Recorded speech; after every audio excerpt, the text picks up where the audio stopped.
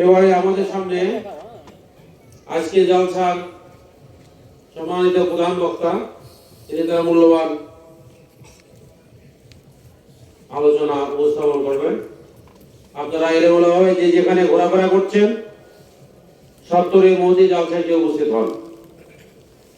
আমি মাজিদুল ইসলাম জিহাদি হুজুরকে তার মূল্যবান বক্তব্য উপস্থাপনের জন্য অনুরোধ করছি।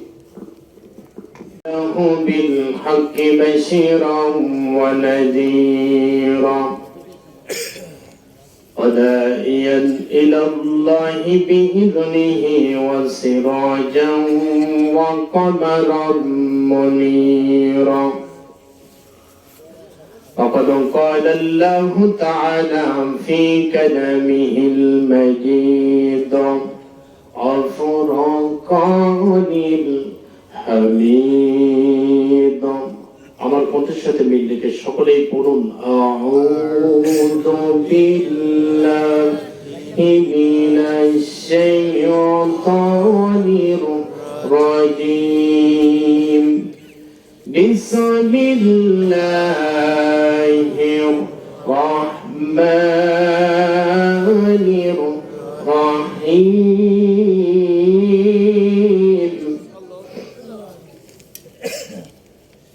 فلولا إذا بلغت الحلقم وأنتم حينئذ تنظرون.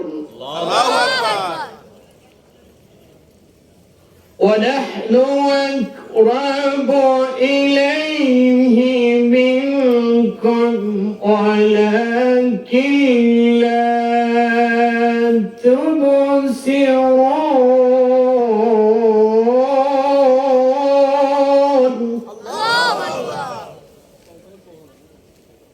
فلولا إن كنتم غير مدينين ترجعونها إن كنتم صادقين.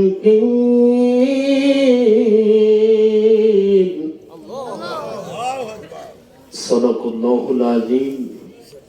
وقال رسول الله صلى الله عليه وسلم قالوا لا إله إلا الله إن للموت سكرات. رواه البخاري.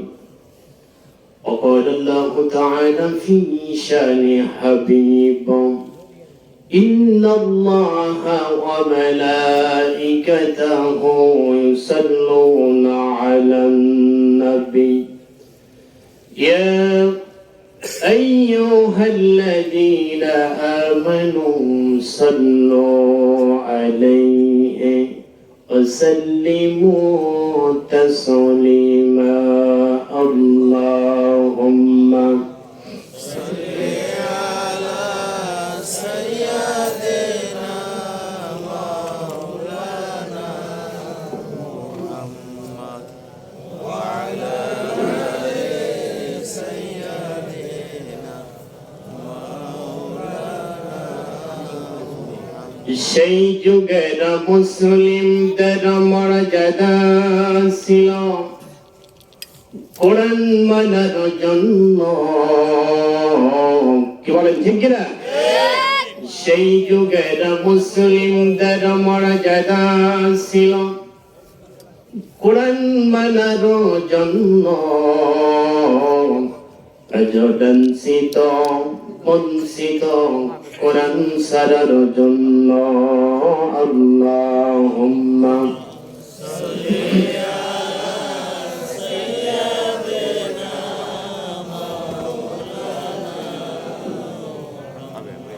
وعلى علي سيدنا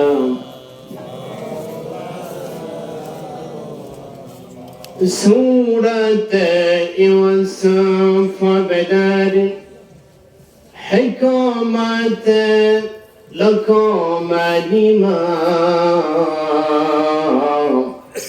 برية قرآني بريء أيدي العصاد ما بلغ كماله كشف الدجى بجمالهم حسنة جميع خصاله صلوا عليه وآله পৃথিবীতে কেউ স্থায়ী হয় না, হোক না সে ফেরাউন কিবা নম্র, কেউ পাবে চিরকাল রয় না। কি বলেন ঠিক কিনা? পৃথিবীতে কেউ স্থায়ী হয় না, হোক না সে ফেরাউন কিবা নম্র, কেউ পাবে চিরকাল রয় না। চলে যাই যেতে হয়, মৃত্যু মানে না কোনো পরিচয়, সব রাজা মহারাজা আর মহাবীর কাউকে সে অবকাশ দেয় না।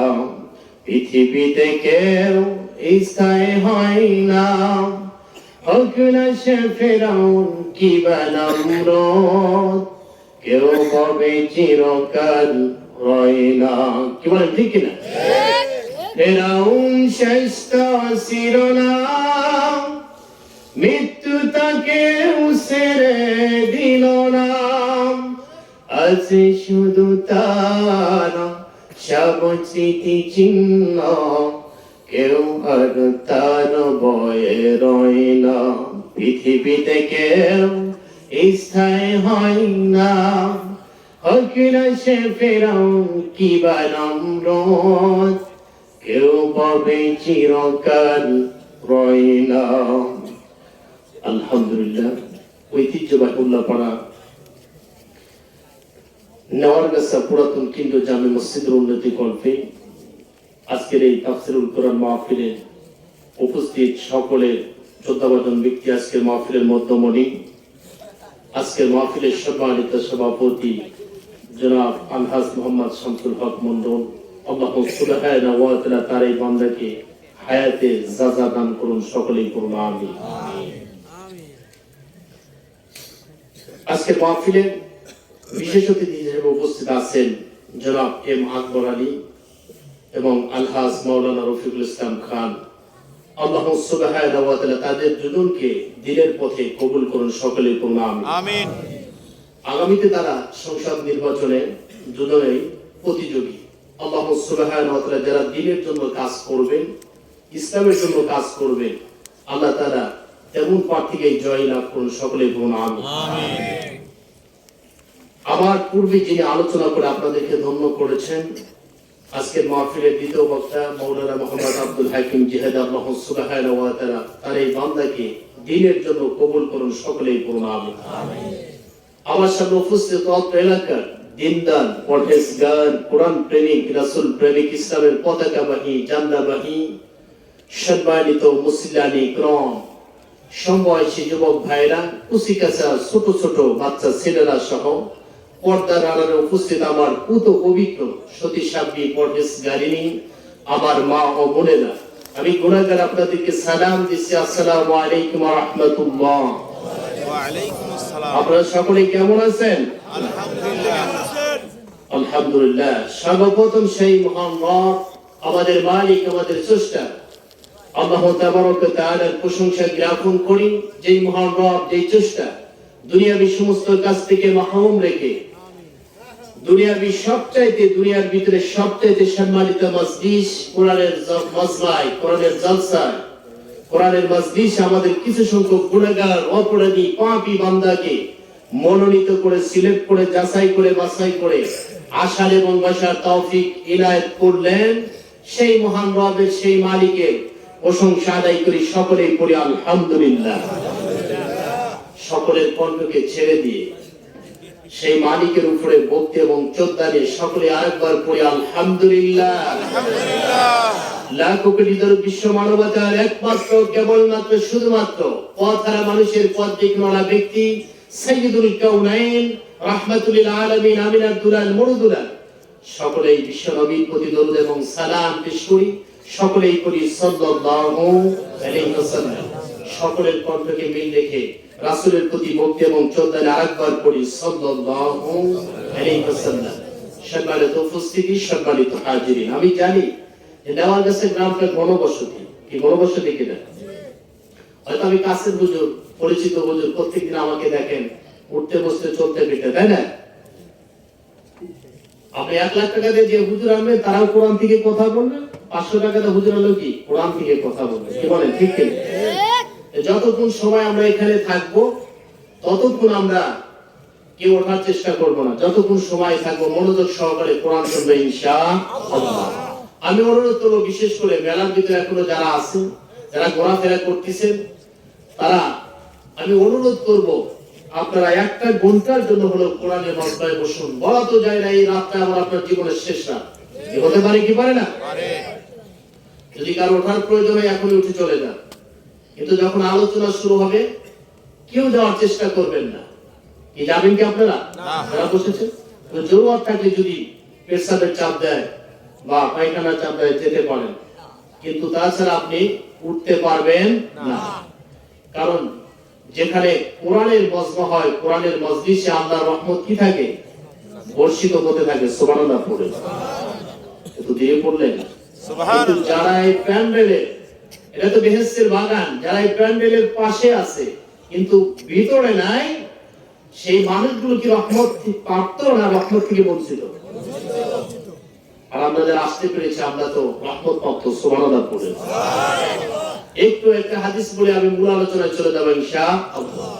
মসজিদে নববীতে কয়েকজন সাহাবী কোরআন এবং হাদিস নিয়ে নিজেদের ভিতরে কথা বলতেছে, এমন সময় মুহাম্মদুর রাসূলুল্লাহ সাল্লাল্লাহু আলাইহি ওয়াসাল্লাম সাহাবীদের সামনে এসে মুস্কি মুস্কি হেসে দিয়েছে।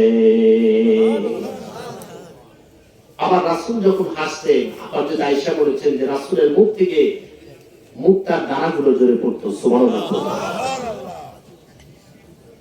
একজন শিক্ষক যদি ছাত্রদের সামনে এসে যদি মুস্কি মুস্কি হেসে দেয়, ক্লাসের সব ছাত্রগুলো চুপ হয়ে যায় কি যায় না? আমার রাসূল সাহাবীদের সামনে এসে যখন হেসে দিয়েছেন, সাহাবীরা তাদের কথাগুলো বন্ধ করে দিয়েছেন। এই মাত্র মুহাম্মদ রাসূলুল্লাহ মুস্কি মুস্কি হাসতেছিলেন, এমন কি ঘটনা ঘটলো, এমন কি কারণ হলো, মুহাম্মদ রাসূলুল্লাহর হাস্যজ্জ্বল মুখটা কালোতে পরিণত হয়ে গেল, মলিন হয়ে গেল। কারণ আছে না নাই? এই মাত্র মুহাম্মদ রাসূলুল্লাহ হাসতেছিলেন, এমন কি ঘটনা ঘটলো যে তার মুখটা কালো হয়ে গেল? কারণ আছে না নাই? সাহাবীরা বলেন, ইয়া রাসূলুল্লাহ, আপনি মাত্র হাসতেছিলেন, এমন কি ঘটনা ঘটলো, এমন কি কারণ হলো হে নবী আপনার হাস্যজ্জ্বল মুখটা কালোতে পরিণত হয়ে গেল? আবার আপনার নবীজি বললেন, সাহাবীরা আমি যা দেখতে পাই তোমরা তা দেখতে পাও না, আমি যা শুনতে পাই তোমরা তা শুনতে পাও না। সাহাবীরা বলেন, ইয়া রাসূলুল্লাহ, আপনি এমন কি ঘটনা দেখতে পেলেন? নবীজি বলেন, সাহাবীরা যখন তোমরা কোরআনের মজমায় বসে যখন কোরআন শুনতেছিলে, কোরআনের কথাগুলো বলতেছিলে, আমি দেখতে পেলাম আকাশ থেকে আল্লাহ তাআলার অসংখ্য ফেরেশতা, অগণিত ফেরেশতা নিজেদের ভিতরে প্রতিযোগিতা করে তোমাদের উপর আল্লাহর রহমত বর্ষণ করছে। ওটাও রাসূল মুসলমান, কিন্তু যারা এই কোরআনের মজলিসে আসতে পারে নাই, এখনো বসতে পারে না, ওই কোরআন কমালিগুলোকে রহমত পাবে না। আবার আপনার হাবিবের মুখনি সূত্র বাণী অনুযায়ী যারা কোরআনের মাজমায় বসবে, কোরআনের আলোচনা শুনবে, রাসূলের মুখনি সূত্র বাণী অনুযায়ী তারা হলো রহমত প্রাপ্ত। আল্লাহ সুবহানাহু ওয়া তাআলা ফেরেশতাগুলো নিজেদের ভিতরে প্রতিযোগিতা করে, পাল্লা করে আল্লাহর রহমত বর্ষণ করতে থাকেন। আল্লাহর হাবিব বললেন, আমি এই ঘটনা দেখে মুস্কি মুস্কি হাসতেছিলাম, কিন্তু যখনই তোমরা কোরআনের কথাগুলো বন্ধ করে দিয়েছো, আমি দেখতে পেলাম ওই আল্লাহর রহমতের ফেরেশতাগুলো আর তোমাদের উপর রহমত বর্ষণ করছে না। এই কারণে আমার হাস্যজ্জ্বল মুখটা কি মলিন হয়ে গেছে, কালো হয়ে গেছে। অতএব আমরা যারা এখানে আসতে পেরেছি তারা কি রহমত প্রাপ্ত, সুবহানাল্লাহ পড়েন। রাসূলের হাদিস অনুযায়ী আল্লাহর ফেরেশতাগুলো আমাদের উপর কি করতেছে? কিন্তু এত নিকটে রহমত থাকার পরে, রহমত পাবার পরেও যে মানুষগুলো বাড়িতে বসে, দোকানে বসে আড্ডা দিচ্ছে, আল্লাহর রহমত থেকে বঞ্চিত হচ্ছে, ওই মানুষগুলো পোড়া কপালি না ভালো কপালি? আর আমরা আসতে পেরেছি, আমাদের কপালটা হলো ভালো, আলহামদুলিল্লাহ বলেন। তাই আমি অনুরোধ করবো 1 মিনিটের ভিতরে আপনারা মাহফিলে এসে বসুন, একটু গ্যাপটা পূরণ করে একটু জিকির করে লা ইলাহা ইল্লাল্লাহ, একটু আগায় বসি, কোরআনের মধ্যে বসে জায়গা খালি রাখবেন, সেখানে শয়তান ঢুকে কি করবে? উল্টা আপনাকে সেখান থেকে নিয়ে যাওয়ার চেষ্টা করবে। সুবহানাল্লাহ,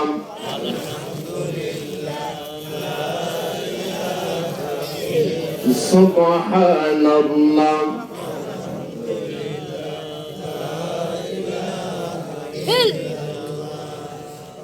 লা ইলাহা ইল্লাল্লাহ মুহাম্মাদুর রাসূলুল্লাহ সাল্লাল্লাহু আলাইহি ওয়াসাল্লাম।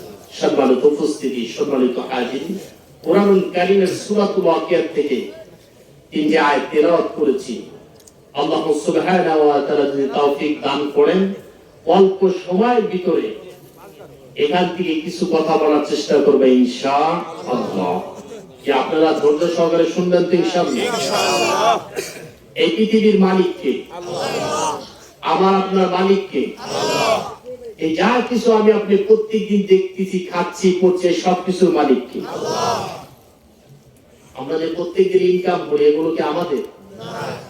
ইনকামের যে সোর্স, যে মাধ্যমগুলো, এগুলো সবকিছু কে দিয়েছেন? আল্লাহ। আপনি যেই জিনিসটাই তৈরি করেন না কেন, আবিষ্কার করেন না কেন, মূল যে বিষয়টা সেটা কে দিয়েছেন? আল্লাহ। কথা বলেন, কে দিয়েছেন?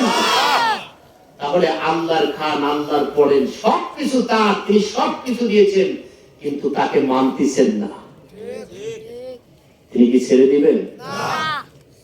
কিন্তু সবসময় আমরা তার নাফরমানি করতেছি, অবাধ্য আচরণ করতেছি, সব সময় তার বিরুদ্ধে আচরণ করার পরেও তিনি কি আমাদেরকে রহমত থেকে বঞ্চিত রাখছেন? না।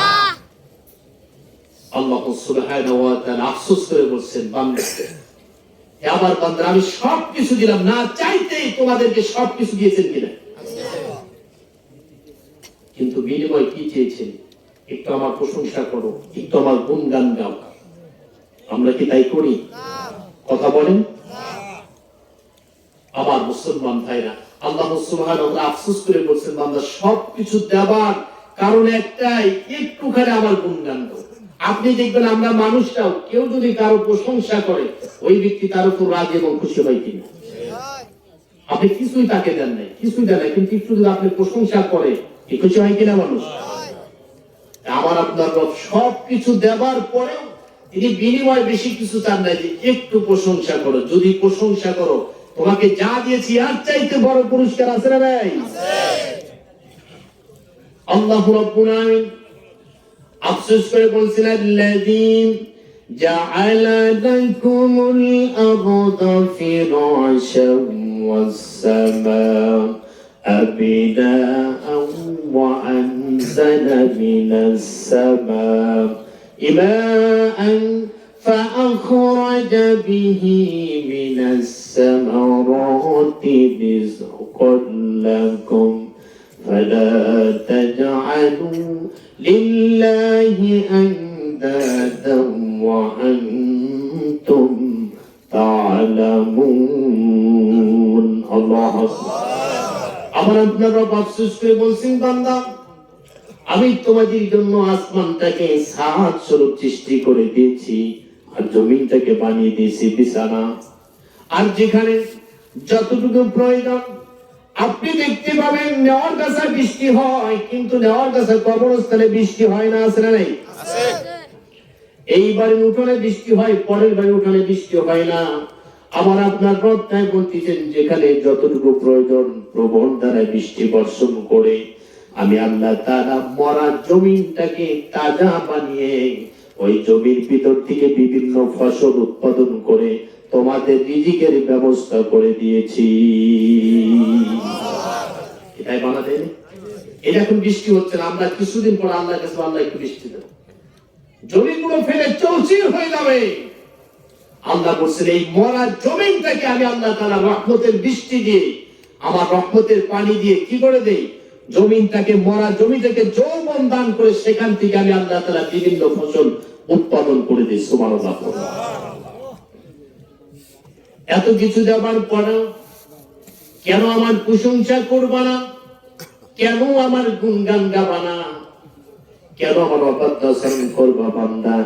নিজেদেরকে যদি এতটাই ক্ষমতাবান মনে করো, এতটাই যদি ক্ষমতাদার মনে করো, তাহলে আল্লাহ তারপরে বললেন, বান্দা আমার যদি গুণগান নাই গাও, আমি সবকিছু দেবার পরে আমার খাও, আমার পড়ো, সবকিছু আমার, কিন্তু আমার কথা মানতেছো না, আমার কথা শোনো নাই, আমার অবাধ্য আচরণ করেছো, আমার জমিনে আমার দিন প্রতিষ্ঠা করার লক্ষ্যে সংগ্রাম করো নাই, চেষ্টা করো নাই। বান্দা, কিন্তু এতটাই যদি ক্ষমতাবান হয়ে থাকো, তাহলে যখন তোমাদের কারো কণ্ঠনালীতে প্রাণ আছে, সেই প্রাণটাকে তোমরা ধরে রাখতে পারো। আমি এত কিছু করো, তোমরা এত কিছু করো, আমার অবাধ্য আচরণ করতেছে, কিন্তু কারো কণ্ঠনালীতে যখন প্রাণ আসে, আত্মা আসে, রূহ আসে, তোমাদের কি কেউ আছে সে আত্মাটাকে ধরে রাখতে পারো? আজ কয়েকদিন যাবত আমাদের সাবেক দেশনেত্রী বেগম খালেদা জিয়া, তিনি অসুস্থ অবস্থায় পড়ে আছেন, কিনা বিদেশ থেকে ডাক্তার আনা হয়েছে, চেষ্টা করা হচ্ছে তাকে সুস্থ করার জন্য। আসলে সুস্থ করার মালিক কি? আল্লাহ। কথা বলেন কে? তিনি যদি হায়াত দান করে থাকেন বাঁচবেন, না হলে কি মরে যাবে। কিন্তু আল্লাহ সেটাই বললেন যে আমার অবাধ্য আচরণ করতেছো, তোমরা যদি এতটাই নিজেদেরকে ক্ষমতাবান মনে করো, আমার জমিনে আমার দিন প্রতিষ্ঠিত করার লক্ষ্যে চেষ্টা করতেছো না, সংগ্রাম করতেছো না, এতটাই যদি ক্ষমতাধর নিজেদেরকে মনে করো, তাহলে তোমাদের কারো যখন কণ্ঠনালীতে প্রাণ আছে, আত্মা আছে, সেটা কি ধরে রাখতে পারো? তাহলে কিসের এত ক্ষমতা, কিসের এত বাহাদুরি? রব্বুল আলামিন সেটাই বললেন, ফালাউলা ইযা বালাগাতিল হুলকুম ওয়া আনতুম হিনাইযিন তানজুরুন। আল্লাহ কথাটা বলে উদ্দেশ্য আল্লাহ বলছেন ফালাউলা ইযা বালাগাতিল হুলকুম। আল্লাহ বলছেন কারো কণ্ঠ, হলকুম অর্থ কণ্ঠনালী, আমরা বাংলায় বলে থাকি হলকুম, তাই বলি না? হলকুম আরবি শব্দ। আল্লাহ বলছেন যে কণ্ঠনালীতে যখন কারো প্রাণ আসে, আত্মা আসে, রূহ আসে, তোমরা কি সেটা ধরে রাখতে পারো? পারেন না। আয়াতের তাফসীর আছে, বরঞ্চ যখন কারো কোন ব্যক্তি মুমূর্ষ অবস্থায় পড়ে থাকে, মনে হয় তার প্রাণটা বের হয়ে যাবে, এমন সময় আমরা ওই ব্যক্তির চারপাশে বসে থাকি, তাই থাকি না? একটু জিকির করি লা ইলাহা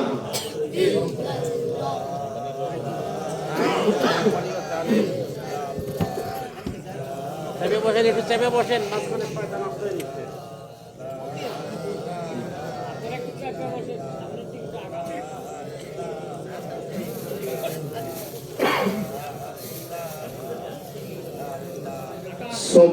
সুবহানাল্লাহ।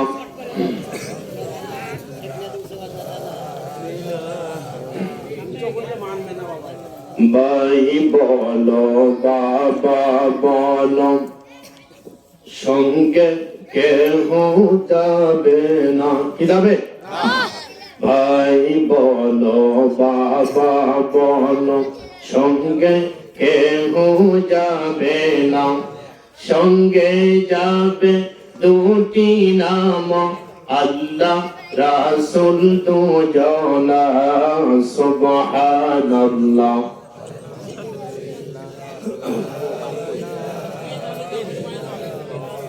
সুবহানাল্লাহ।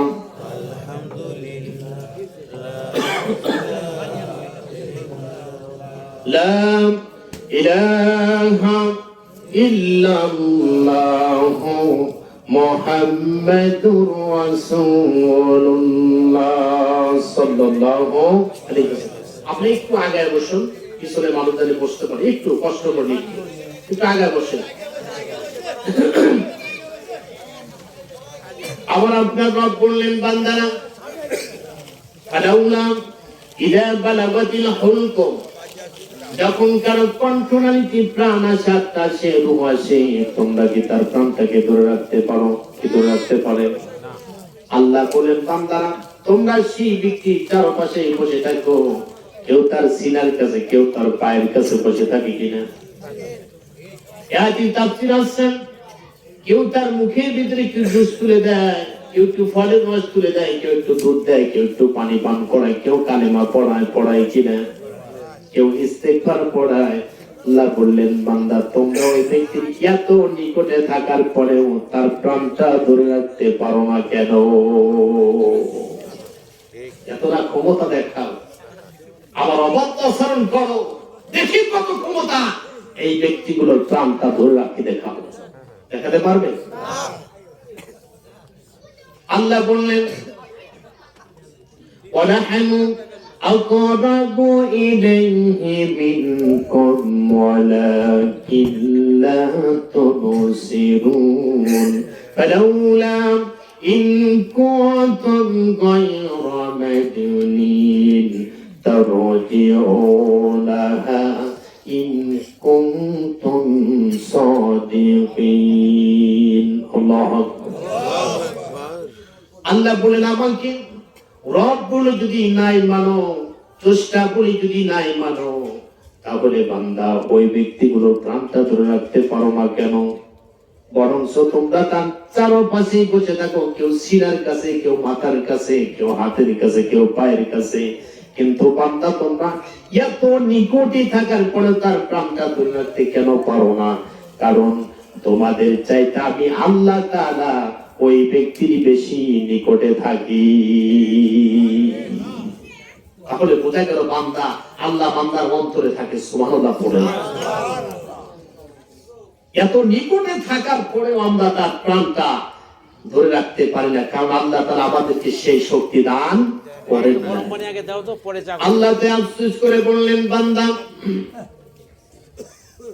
এই প্রাণটা ধরে রাখতে পারো না, আমি তোমাদেরকে ছেড়ে দিয়েছি, সামান্য একটা জিন্দেগি দান করেছি, যখন ইচ্ছা যা মন চায় তাই করতে পারো করো, কিন্তু একটা সময় আসবে আল্লাহর কাছে ফিরে যেতে হবে কি হবে না? কি হবে? কি চিরকাল এখানে থাকবে? ফেরাউন 1000 বছর বেঁচে ছিল, আছে ফেরাউন? ফেরাউনের লাশ আছে, আছে না? যুগ যুগ ধরে কিয়ামত পর্যন্ত ফেরাউনের লাশ মানুষ দেখে যেন শিক্ষা দিতে পারে এই জালেম ছিল, নাফরমান ছিল, আল্লাহর অবাধ্য আচরণ করার কারণে তার অবস্থা আল্লাহ কি করে রেখেছে, সেটা দেখার পরেও শোনার পরেও আজকে মানুষ আমরা হেদায়েত হই না, পরিবর্তন হই না। আল্লাহ বললেন, রব্বুল আলামিন বললেন বান্দা ছেড়ে দিয়েছি, যা মন চাই তাই করো, কিন্তু একটা সময় সুম্মা ইলাইনা তুরজাউন, যা কিছু করো না কেন তোমার মৃত্যুর মাধ্যমে আমার কাছে ফিরে আসতে হবে কি হবে না?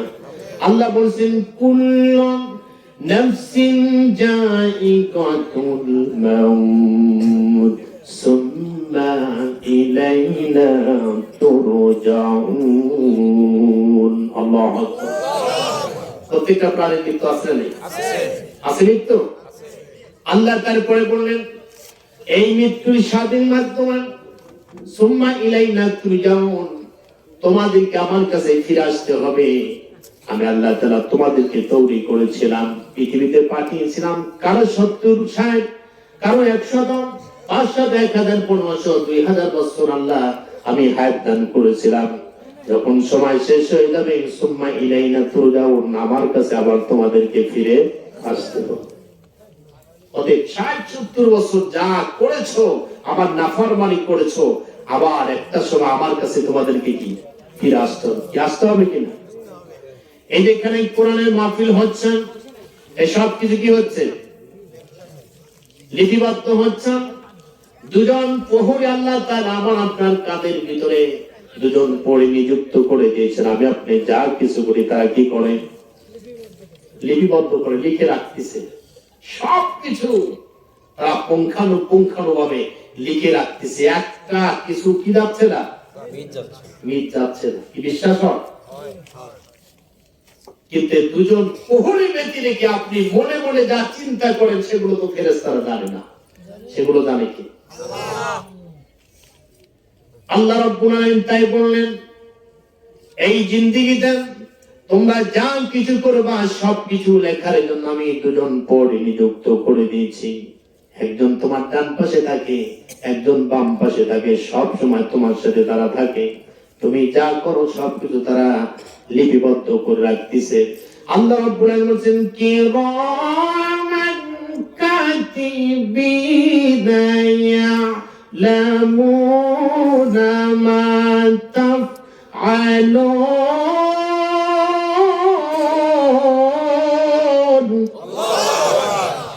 রব্বুল আলামিন বললেন দুজন সম্মানিত লেখক কিরামান কাতিবিন, দুজন লেখককে আমি আল্লাহ তাআলা নিযুক্ত করে দিয়েছি। বান্দা যা মন চাই করো, যা কিছু করো না কেন আমার দুজন ফেরেশতা সবকিছু লিখে রাখতেছে। সুম্মা ইলাইনা তুরজাউন, যখন আমার কাছে মৃত্যুর মাধ্যমে ফিরে আসবা আমি আল্লাহ তাআলা এই জিন্দেগি যা কিছু করেছ, আমার খেয়েছ, আমার পড়েছ, আমি সব কিছু পুঙ্খানুপুঙ্খানুরূপে হিসাব গ্রহণ করব। কি করবে না?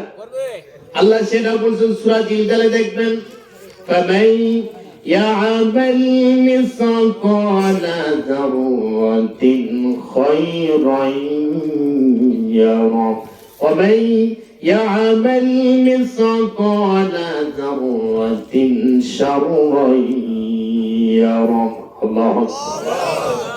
আল্লাহ কি বললেন? যারা পরিমাণ ভালো কাজ যদি করো, উত্তম কাজ যদি করো, নেকির কাজ যদি করো, সেটাও কিয়ামতের দিন কি করা হবে?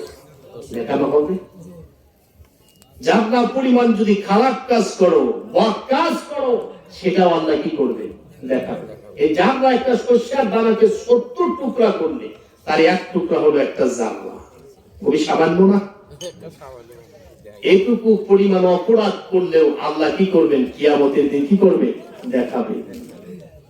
কি বিশ্বাস হয় না? যদি বিশ্বাস হতো তাহলে খারাপ কাজ করতেন না, প্রতি বছরে বছরে কিস্তির থেকে টাকা তুলতেন না, যা খাচ্ছেন সারা বছর সব কি খাচ্ছেন? হারাম। আর হারাম খেয়ে কোন ইবাদত করলে কি কবুল হয়? আগে আজ থেকে 30-40 বছর আগে তখন কি কিস্তি ছিল? 50 বছর আগে, স্বাধীনতার আগে তো কিস্তি ছিল। তখন তো অনেক প্রত্যেকটা পরিবারে 10-12 জন করে সন্তান থাকছে না? 18-19 জন 20 জন পর্যন্ত সন্তান হয়েছে, হয়তো 8-10টা মারা গেছে বিভিন্ন রোগে। তখন তো এত টিকা মিকা ছিল না, এত ব্যবস্থা ছিল না। তারপরেও এত সন্তান হবার পরে 10-12 জন থাকার পরেও, এত বড় পরিবার হবার পরেও তখন কিন্তু জমিতে ফসলও কম হয়েছে। তারপরেও তারা কি রিজিকের অভাবে মরছে? কথা বলেন, মরছে? আল্লাহর প্রতি আপনার বিশ্বাসই নাই। আল্লাহর প্রতি অগাধ বিশ্বাস রাখেন, তাওয়াক্কুল করেন। মুসিবতে পড়ছেন, বিপদে পড়ছেন, রক্ষা করবেন কি? আপনি 1000 কিস্তি করে লাখ লাখ টাকা 1 মিনিটের ভিতরে আপনার শেষ হয়ে যেতে পারে কিনা? আপনি কিস্তি তুলে হারাম খাচ্ছেন, হারাম লেনদেন করতেছেন। আপনি যত ইবাদত করেন একটা ইবাদত কি হচ্ছে না? কবুল হচ্ছে না, কাবুল। কারণ আল্লাহ বলছেন যে প্রত্যেকটা প্রাণী যার প্রাণ আছে এমন প্রত্যেকটা প্রাণী রিজিকের ব্যবস্থা করেন কে? আল্লাহ। রব্বুল আলামিন বলেন ওয়ামা মিন দাব্বাতিন ফিল আরদি ইল্লা আলাল্লাহি রিজকুহা। আল্লাহু আকবার। আমার আপনার রব বলেন পৃথিবীতে বিচরণশীল এমন কোন প্রাণী নাই যার প্রাণ আছে, আত্মা আছে, রূহ আছে, যে প্রাণ করে, যে খায়। এমন প্রত্যেকটা প্রাণী রিজিকের ব্যবস্থা আমি আল্লাহ করে থাকি। তাফসীরকারকরা এটা বলেছেন যে সমুদ্রের অপর তলদেশে যেখানে মানুষের যাওয়ার কোনো ক্ষমতা নাই, যেখানে কোনো পশু পাখির যাওয়ার ক্ষমতা নাই, সে অতুল তলদেশে যদি ছোট্ট একটা কুনি পোকাও থাকে, সেই পোকাটা রিজিকের ব্যবস্থা করে সেখানে বাঁচিয়ে রেখেছেন কে? সেখানে তো কোনো খাদ্য নাই, শুধু পানি আর মাটি। সেখানেও সেই প্রাণীটাকে রিজিকের মাধ্যমে বাঁচিয়ে রেখেছেন কে? অতএব বিশ্বাস রাখতে হবে যে প্রত্যেক দিন যা খাচ্ছেন, যা পড়ছেন, সবকিছু কে দিচ্ছে। কিন্তু সে বিশ্বাস যদি থাকতো তাহলে আমরা নাফরমানমূলক কাজ করতে পারতাম না। আজকে মানুষ একে অপরকে ঠকায়, ঠকায় না? ঠকানের ব্যস্ত আছে মানুষ, কে কাকে মেরে খাবে এই ব্যস্তই মানুষ পড়ে আছে, আল্লাহকে বেমালুম ভুলে গেছে। আবার মুসলমান ভাই আল্লাহ তাই বলতেছেন, বান্দা তুমি মনে করেছো পার পেয়ে যাবা না, তোমার সবকিছু লিপিবদ্ধ করার পরে কাল কঠিন কিয়ামতের দিন আমাকে আপনাকে যখন কবরস্থ করা হয়, কবরস্থ করার অবস্থায় আমাদের যে কাপড়ের কাপড় আছে সেখানে আমলনামা গুলো আমার আপনার কাপড়ের সাথে ঝুলিয়ে কাল কঠিন কিয়ামতের দিন ওয়াইদাল কুবুর মুসিরাত, এটা বলার সাথে সাথে কবরগুলো ফেটে যখন চৌচির হয়ে মানুষগুলো বের হবে, তখন আমার আপনার আমলনামা গলায় ঝুলানো থাকবে। কোথায় ঝুলানো থাকবে? প্রত্যেকটা মানুষের আমলনামা গলায় ঝুলানো থাকবে। আপনি মনে করছেন পার পাবেন? আজকে মানুষ অপরাধ করে মিথ্যা কথা বলে পার পায়, আছে না নাই? কিন্তু কঠিন কিয়ামতের দিন মিথ্যা কথা বলে পার পাওয়া যাবে না। সেদিন প্রত্যেকের আমলনামা গলায় ঝুলানো থাকবে, কি করেছেন সবকিছু সেখানে লেখা থাকবে। আমি আপনি বলবো আল্লাহ এই অপরাধগুলো করি নাই, এই পাপগুলো করি নাই, এই কাজ আমি করি নাই, আমার উপর চাপিয়ে দেওয়া হচ্ছে, এগুলো সব আমার উপর মিথ্যা ষড়যন্ত্র হয়েছে। আল্লাহ বলবেন না, সবকিছু তুই করেছিস, কারণ আমি সবকিছু লিপিবদ্ধ করার জন্য দুজন ফেরেশতা রেখেছিলাম এবং তারা সবকিছু লিপিবদ্ধ করেছে। আল্লাহ সেদিন ওই বান্দাগুলো আমরা বলবো আল্লাহ হিসাব দিব কিভাবে, আমি তো কিছুই জানি না। আল্লাহ বলবেন ইকরা ইকরা কিতাবাকা কাফা বিনাফসিকাল ইয়াউমা আলাইকা হাসিবা। আল্লাহ, আমার আপনার রব বলবেন ইকরা, পড়ো, পাঠ করো, কিতাবাকা তোমার বই, তোমার আমলনামা, কাফা বিনাফসিকা ইয়াউমা আলাইকা হাসিবা। বান্দা সারাটা জীবন যা করেছো, 70 বছর জিন্দেগির ভিতরে যা কাজ করেছো, সবকিছু লিপিবদ্ধ আছে তোমার এই কিতাবের ভিতরে। আজকে হিসাব দেওয়ার জন্য তুমি নিজেই যথেষ্ট। হিসাব দিতেই হবে, তারপরে কোনোভাবেই পার পাওয়া যাবে না। এই কারণে আল্লাহ বলছেন বান্দা যা কিছু করো না কেন সবকিছুর হিসাব দিতেই হবে। কুল্লু নাফসিন জাইকাতুল মাউত ওয়া ইন্নামা তুওয়াফাউনা উজুরাকুম ইয়াওমাল কিয়ামা। আল্লাহু আকবার। প্রত্যেকটা প্রাণীকে মৃত্যুর স্বাদ গ্রহণ করতে হবে। ওয়া ইন্নামা তুওয়াফাউনা উজুরাকুম ইয়াওমাল কিয়ামা, কাল কঠিন কিয়ামতের দিন সবকিছুর হিসাব, সবকিছুর বদলা পুঙ্খানুপুঙ্খানুরূপে দিতে হবে। সেদিন কি অবস্থা হবে একটু চিন্তা করে দেখুন। প্রত্যেকের আমলনামা যখন জুড়ানে দেওয়া হবে, মানুষগুলো থরথর করে কাঁপবে, কি অবস্থা, কি হয়ে গেল, প্রত্যেকে কি হয়ে গেল। মানুষ তখন আফসোস করবে, কিন্তু আফসোস করে কি কোনো লাভ হবে? সেদিন কোনো লাভ হবে না। এই যে লম্বা সময়টা আমাকে আপনাকে আল্লাহ দান করলেন, এই সময়টাকে যা কিছু করবেন, আপনি যদি ভালো করেন ভালো পাবেন, খারাপ করলে খারাপ পাবেন। ভালো করে গেলে শান্তি আছে না নাই? আমার মুসলমান ভাইরা, আজকে আমরা মারা যাই, বলা হয় ওয়ালা মিল্লাতি, কত সুন্দর কথা, তাই না? এর অর্থ কি? যে এই ব্যক্তিকে, এই লাশটাকে, এই ব্যক্তিকে, এই মুদ্রাটাকে রাসূলের দলে কি করলাম? ভর্তি করে দিয়ে গেলাম, তাই না? সুপর্দ করা, ভর্তি করা একই কথা। কিন্তু সারাটা জীবন ও রাসূল বিরোধী কাজ করেছে, কখনো কোরআনের বিধান প্রতিষ্ঠা করার চেষ্টা করে নাই। রাসূল যা দেখিয়ে গেছেন, যা করেছেন, যেভাবে সমাজ চালিয়েছেন, প্রত্যেকটা কাজের বিরুদ্ধে আচরণ করেছে। আর মারা গেছে বলা হচ্ছে যে ওয়ালা মিল্লাতি রাসূলিল্লাহ। কি সুন্দর কথা! সারাটা জীবন ছিল রাসূল বিরোধী, আর আজ মারা গেছে আর বলা হচ্ছে ওয়ালা মিল্লাতি রাসূলিল্লাহ। রাসূল কি গ্রহণ করবে? কথা বলেন। এতটাই সহজ, জান্নাত তো এতটাই সহজ। আমার মুসলমান ভাইরা, আমাদেরকে আল্লাহ মুসলমান বানাইছে, আমাদের কপালটা কত ভালো যে খ্রিস্টানের ঘরে, ইহুদির ঘরে, নাসারার ঘরে, মুশরিকদের ঘরে আল্লাহ জন্মদান করেন নাই। আল্লাহ সুবহানাহু ওয়া তাআলা এত সুন্দর করে মুসলিমের ঘরে জন্ম দেওয়ার পরেও, এত সুযোগ পাওয়ার পরেও সেই রবের প্রশংসা না করে বিজাতিদের বিধান প্রতিষ্ঠা করার জন্য আপনি চেষ্টা করতেছেন। আপনি কি রাসূল আপনাকে গ্রহণ করবে? আবার মুসলমান ভাইরা, আল্লাহ সুবহানাহু ওয়া তাআলা এই জমিন সৃষ্টি করেছেন, যা কিছু আছেন সবকিছু তার।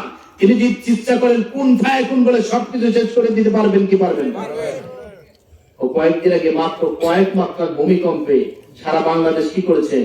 কাঁপিয়ে দিয়েছেন কিনা? আমার মুসলমান ভাইরা, অতএব আল্লাহর ভয় অন্তরে ঢুকান, কারণ এই জমিন সৃষ্টি করেছেন আল্লাহ, এই জমিনে বিধান চলবে কার? অতএব সেই মন মানসিকতা নিয়ে, সেই চিন্তা চেতনা নিয়ে আমাকে আপনাকে চেষ্টা করতে হবে যে যতদিন পর্যন্ত এই সমাজে, এই রাষ্ট্রে ইসলামী বিধান প্রতিষ্ঠিত না হবে, ততদিন পর্যন্ত শরীরের এক ফোঁটা রক্তবিন্দু থাকা পর্যন্ত আমরা চেষ্টা করে যাব যে কোরআনের বিধান যেন প্রতিষ্ঠিত হয়, ইনশাআল্লাহ। আমার মুসলমান ভাইরা, যদি এই চিন্তা চেতনা যদি না রাখেন, যদি না থাকে, তাহলে বুঝতে হবে আমার আপনার মনের ভিতরে, আমার আপনার ইমানের ভিতরে কি আছে?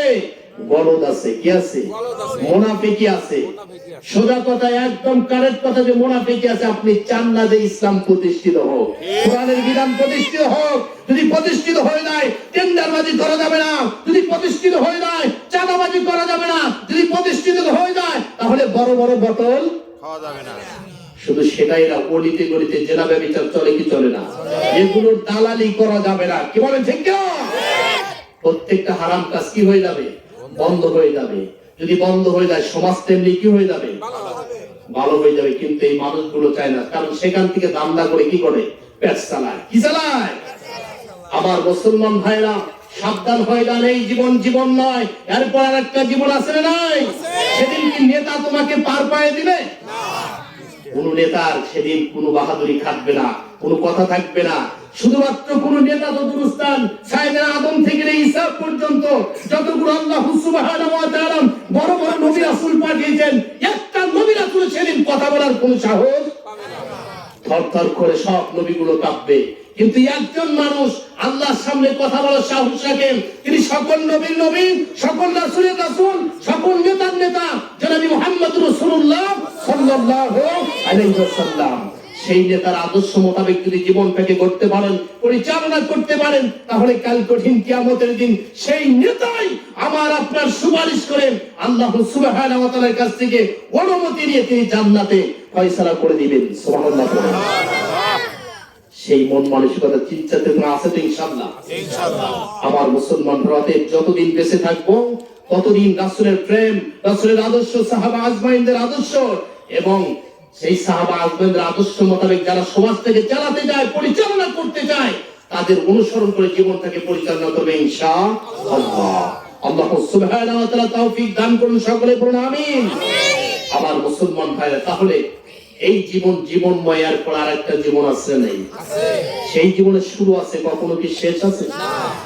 সেই জীবনটা বিশাল, কখনোই শেষ হবে না। সেই জীবনটাকে প্রাধান্য না দিয়ে সামান্য তুচ্ছ, এতটাই তুচ্ছ। রাসূল একদিন সাহাবীদের কিনে বসে আছেন, বলতেছেন, বলো তো সবচাইতে নিকটে কি? হযরতে ওমর বললেন যে হাত, পা। বলে তোমার সবচাইতে নিকটে কি? কেউ বলেন হাত, কেউ পা, কেউ নাক, কেউ চোখ, কেউ কপাল। রাসূল বলেন আমার আলী কোথায়? হযরত আলী আসলেন। আলীকে বলল, আলী বলো তো তোমার সবচাইতে নিকটে? হযরত আলী বললেন নির্দ্বিধায় নিশ্চিন্তে, তিনি বললেন আমার সবচাইতে নিকট হলো মৃত্যু। মৃত্যু কখন আসবে আপনি কেউ জানি না। এই জীবনের মায়া ছেড়ে ত্যাগ করে আমাকে আপনাকে সেই পরকালে যেতেই হবে। আমার মুসলমান ভাইরা, সেই জীবনটা এতটা বিশাল, আর এই তুচ্ছ জীবনটা এতটাই মূল্যহীন। মশার পাখার যে মূল্য আছে, এই দুনিয়ার মূল্য আল্লাহর কাছে কতটুকু? বস্তা বস্তা যদি মশার পাখা দেওয়া হয়, নেবেন? কি করবেন সেটা দিয়ে? কোন কাজে আসবে? মশার পাখা আপনি নিবেন, আপনি নিজেই বলতে আপনি বুঝতেছেন যে এটার কোনো মূল্য নাই, কোনো কাজ করবে না, এটাতে কোনো কাজে আসবে না, আপনি নিতে যাচ্ছেন না, বুঝতেছেন। আল্লাহ বলছেন যে এইটার যাও মূল্য আছে এটুকু মূল্য এই দুনিয়া আমার কাছে না। কিন্তু আমরা এই দুনিয়ার মূল্যটাই বেশি দিচ্ছি, ব্যতিব্যস্ত হয়ে পড়েছি। আবার মুসলমান ভাইরা, আবার আপনার রব বলতেছেন বান্দা এই দুনিয়ার পিছে পড়ে, মুহে পড়ে, দুনিয়ার নবী পড়ে যেই ব্যক্তিগুলো দুনিয়া করেছে, এই ব্যক্তিদের সামনে যখন আমার মালাকুল মউত আসবে, এই ব্যক্তিগুলো আফসোস করে বলবে, আল্লাহ আমার রব, আমার মালিক, আমাকে যদি আর একটু সময় দিতা তাহলে আমি সদকা করতাম, নেক কাজ করতাম, সৎ কাজ করতাম, ভালো কাজ করতাম। আল্লাহ কি সময় দেবে? কথা বলেন, সময় দেবে? আমার আপনার রব বললেন যারা সুদ খেয়েছেন, জেনা করেছে, ব্যভিচারী করেছে, হারাম কাজে লিপ্ত ছিল, ভালো কাজ করে নাই, শুধু মন্দর সাথে লিপ্ত ছিল, এই ব্যক্তিদের সামনে যখন মৃত্যু আসবে তারা আফসোস করে বলবে আমার রব। তখন ঠিকই বলবে যে আল্লাহ সময় দাও। ফিরাউনও কিন্তু যখন আপনার লোহিত সাগরে ডুবলো, আল্লাহ যখন চুবাইলো, তখন ফিরাউন বলছিল আল্লাহ বনী ইসরাইলে যার উপর ঈমান আনছে আমি সেই আল্লাহর প্রতি ঈমান আনলাম। অতএব আমি বললাম লা ইলাহা ইল্লাল্লাহ। কিন্তু সারা জীবন ফিরাউন কি বলছে? আনা রাব্বুকুমুল আলা, আমি হলাম বড় রব। নাউজুবিল্লাহ। কিন্তু যখনই বিপদে পড়ছে তার তো রক্ষা নেই, কারণ ফিরাউনও জানতো আমার কোনো ক্ষমতা নেই। যখন শেষ মুহূর্তে বিপদে পড়ছে তখন বলতেছে আমি ঈমান আনলাম বনী ইসরাইলে যার উপর ঈমান আনছে, লা ইলাহা ইল্লাল্লাহ। তখনই আল্লাহ বললেন যে না, সময় শেষ। ওদের সারা জীবন পাপ করছেন আর বিপদ দেখছেন, মানে মুমূর্ষ অবস্থায় পড়ে গেছে, ওই সময় আমরা অনেকজন তাওবা পড়াই কি পড়াইনি, কিন্তু আমরা জানি এই লোকটা সারা জীবন অপরাধ করছে, ওই সময় আল্লাহ তাওবা গ্রহণ করবে না। ওই সময় আবার হযরত জিবরাইল আসেন, এসে ফিরাউনের পার ভিতরে গুড়মুড়া ঢুকিয়ে দিয়েছিল। সুবহানাল্লাহ বলে। একটা হাদিসে আসছে যে জিবরাইল যদি গুড়মুড়া না ঢুকাই দিতেন, মানে ফিরাউন বারবার বলতেছে আল্লাহ তাআলা কি করতেন? গ্রহণ করে নিতেন। সুবহানাল্লাহ পড়ে। কিন্তু জিবরাইল পা ঢুকাই দিয়েছেন যে এত বড় নাফরমান যদি পার পেয়ে যায় তাহলে কি অবস্থা বলতে, ও যারা তাওবা করতে না পারে। আবার মুসলমান ভাইরা, আল্লাহ সুবহানাহু ওয়া তাআলা এই বান্দাগুলো যারা দুনিয়ার পূজারী, দুনিয়া করেছে, দুনিয়া নিয়ে ব্যস্ত ছিল, অট্টালিকা করার জন্য সবসময় ব্যস্ত হয়ে পড়ছে, তাদের সামনে যখন মৃত্যু আসবে তারা আফসোস করে বলবে আল্লাহ একটু সময় দিবে। রব্বুল আলামিন বলবেন ওই ব্যক্তিদের সম্পর্কে, আল্লাহ বলেন হাত্তা ইযা জা আহাদাহুমুল মাউতু ক্বালা রাব্বি রজিউনি লাআল্লি আ'মালু সালিহান ফীমা তারাকতু কাল্লা। আল্লাহ বললেন যারা দুনিয়ার পূজারী ছিল, দুনিয়া নিয়ে ব্যস্ত ছিল, ওই ব্যক্তিদের সামনে যখন মৃত্যু আসবে তারা বলবে আত্মাই যা জাহাদুল মউত, যখন তাদের সামনে আমার মালাকুল মউত আসে তারা বলে আল্লাহ আমাকে একটু সময় দাও যাতে আমি সৎ কাজ করতে পারি, ভালো কাজ করতে পারি যা আমি পূর্বে করিনি। কিন্তু আমার আপনার রব আমাকে আপনাকে 60, 70, 100 বছর দান করলেন, এই সময়টাকে আপনি কি করলাম সবকিছু আল্লাহ জানে কি জানে না? আমার আপনার রব এই ব্যক্তিদের পরিপ্রেক্ষিতে তারা আফসোস করে বলবে আল্লাহ সময় দাও, যদি সময় দান করো তাহলে ভালো কাজ করতাম, সৎ কাজ করতাম। আমাদের সমাজে অনেক মানুষ আছে মুমূর্ষ অবস্থায় মৃত্যু সজ্জার থেকে লাইফ সাপোর্ট থেকে ফিরে আসে, তারপরও খারাপ কাজ করে আসে না নাই? অনেক আছে, অনেক নজি মরেই গেছে, মানুষ ছেড়েই দিয়েছে যে এই ব্যক্তি মারাই গেছে, আবার যখন ফিরে আসে এই ব্যক্তিগুলো আবার নাফরমানমূলক কাজ করে আসে না নাই? আল্লাহ সুবহানাহু ওয়া তাআলা এই ব্যক্তিগুলো তারা কিন্তু নিজেদের ঈমানদার দাবি করে, মুসলিম দাবি করে, তারা মুসলমান ঘরেরই সন্তান, কিন্তু খারাপ কাজ করতে করতে যখন এমন পর্যায়ে পৌঁছে যায় আল্লাহ তাদেরকে বিপদ দান করেন। কি দান করেন? মুসিবত দেন, বিপদ দেন, পরীক্ষা করার জন্য দেখি বান্দা আমার দিকে ফিরে আসে কিনা। বান্দাকে আল্লাহ বিপদ দান করলেন, বিপদে পড়ে গেছেন, বড় একটা অসুখ দিয়েছে আল্লাহ, অসুস্থতা হয়ে হসপিটালে পড়ে আছেন, 6 মাস 1 বছর পড়ে আছেন, প্যারালাইজড হয়ে গেছেন। বিভিন্ন ভাবে চিকিৎসা করে আল্লাহ সুবহানাহু ওয়া তাআলা তাকে দোয়া করে হায়াত দান করলেন, বাঁচায় দিলেন। ওই ব্যক্তি কিছুদিন যাবার পরে আগের যে স্বভাব ছিল খারাপ স্বভাব, সেই খারাপ কাজ আবার করা শুরু করে আসলে নাই। আবার আল্লাহ তাকে পরীক্ষা করার জন্য আবার অসুস্থতা দান করেন, দেখি বান্দা দেখি ফিরে আসে কিনা। দেখেন আমার আপনার রব কতটা দয়ালু, বান্দাকে তিনিও জাহান্নামে দিতে চান না। আল্লাহ চান যে বান্দা জান্নাতে যাক। এত সুন্দর করে আল্লাহ বানাইছেন, এই যে আমাদের দেহটা, সারা দেহটা বানিয়েছেন ফেরেশতারা, আর এই সূরাটাই চেহারাটা বানিয়েছেন কে? আল্লাহ। ওই মালিক চান আমার বান্দাগুলো যেন জাহান্নামে না যায়। এই কারণে আল্লাহ বারবার পরীক্ষা করার জন্য, ফিরে আসার জন্য বান্দাকে বারবার নাড়া দেয়, পরীক্ষা করে। কিন্তু যে বান্দাগুলো বারবার বিপদে পড়ার পরেও, বিপদ থেকে উদ্ধার হবার পরে আবার আল্লাহর নাফরমানমূলক কাজ করে, খারাপ কাজ করে, আল্লাহ তারা ওই বান্দাদের কলবটাকে, তাদের অন্তরটাকে এমন ভাবে সিল মেরে দেন, মানে আল্লাহর ইমানদার বান্দার থেকে তাদেরকে লিস্ট থেকে একদম কি করে দেন, কেটে দেন, রিজেক্ট করে দেন। এই ব্যক্তিগুলো আর কখনো ভালো কাজ করবে না। সমাজে এমন অনেক বড় এমন ধনাঢ্য ব্যক্তি আছেন, সুদ খাইতে খাইতে, ঘুষ খাইতে খাইতে অট্টালিকা করে ফেলেছে, সম্পদ করে ফেলেছে। আমরা পরে বিপদ আসে না কেন, মুসিবত আসে না কেন? আল্লাহ এই ব্যক্তিদের বিভিন্ন বিপদ দেওয়ার পরেও বিপদ থেকে দূর হবার পর আবার একই কাজ করতে থাকে। এই কারণে তাদের আর আল্লাহ বিপদ দিবেন। আল্লাহ এই ব্যক্তিদের সম্পর্কে যত সম্পদ করে বাড়ো, যত খারাপ কাজ করে করতে থাক, কিন্তু একটা সময় আসবে, সুম্মা ইলাইনা তুরজাউন। মনে আছে আপনাদের? ফিরে আসতে হবে কার কাছে? এই ব্যক্তিদেরকে বিপদ দেন, আবার বিপদ থেকে আল্লাহ বাঁচান, আবার তারা পাপ কাজ করে, আবার বিপদ দেন, আবার বিপদ থেকে বাঁচান, আবার পাপ কাজ করেন। কিন্তু এইভাবে বারবার করতেই থাকবে। আল্লাহ তখন বললেন খতামাল্লাহু আলা কুলুবিহিম ওয়া আলা সামইহিম ওয়া আলা আবসারিহিম গিশাওয়াতুন ওয়া লাহুম আযাবুন আযীম। আল্লাহ আল্লাহ বলেন খতামাল্লাহ, আমি আল্লাহ আলা কুলুবিহিম, তাদের অন্তরে, কলবে মোহর মেরে দেই। কি মেরে দেই? তাদের অন্তরে। ওয়া আলা সামইহিম, এবং তাদের কানের উপরে পর্দা সৃষ্টি করে দেই। ওয়া আলা আবসারিহিম, কথাটা মনোযোগ দিয়ে শোনেন। এটা কিন্তু কাফেরদের কথা এখানে বলা হয়নি, এখানে বলা হয় নামদারি মুসলিম কিন্তু মুনাফিক, ওই ব্যক্তিদের সম্পর্কে বলা হয়েছে। ওয়া আলা আবসারিহিম, তাদের চোখের সামনে কি মেরে দেয়? পর্দা সৃষ্টি করে দেয়।